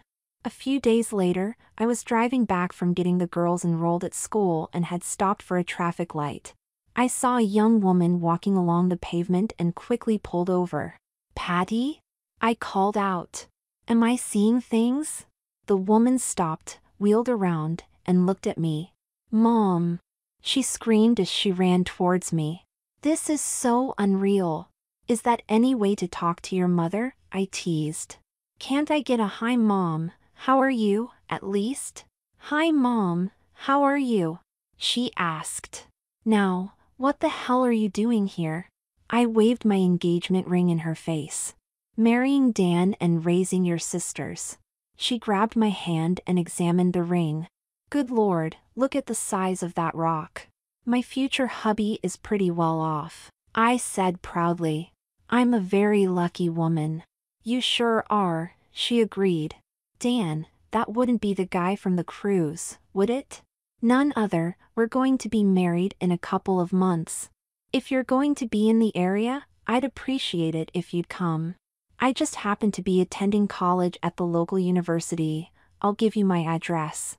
I took her to lunch so we could get caught up on what happened since ladylike. Patty never did go back to being a guy. Being a woman seemed to agree with her, so she decided to stick with it. She had heard about Falkville University from a transgendered support group she had joined. She kept her business major and plans to help manage her boyfriend's business. "I work part-time for him," she grinned and fished a picture from her purse. "Marty runs a consulting company that advises firms on IT needs." I looked at the picture and smiled. There was Patty, in a familiar red gown, standing next to a guy in a tux who I remembered best as our friend Michelle from ladylike. "We're going to be married when I graduate in a couple of years." You could tell from her voice that she was thrilled with the idea of being Marty's wife. "He's the best thing that's ever happened to me." I filled her in on what I'd been doing for the last few months and how I fell in love with him all over again. "You got to wear full skirts and petticoats," she sighed. "That sounds like a dream come true."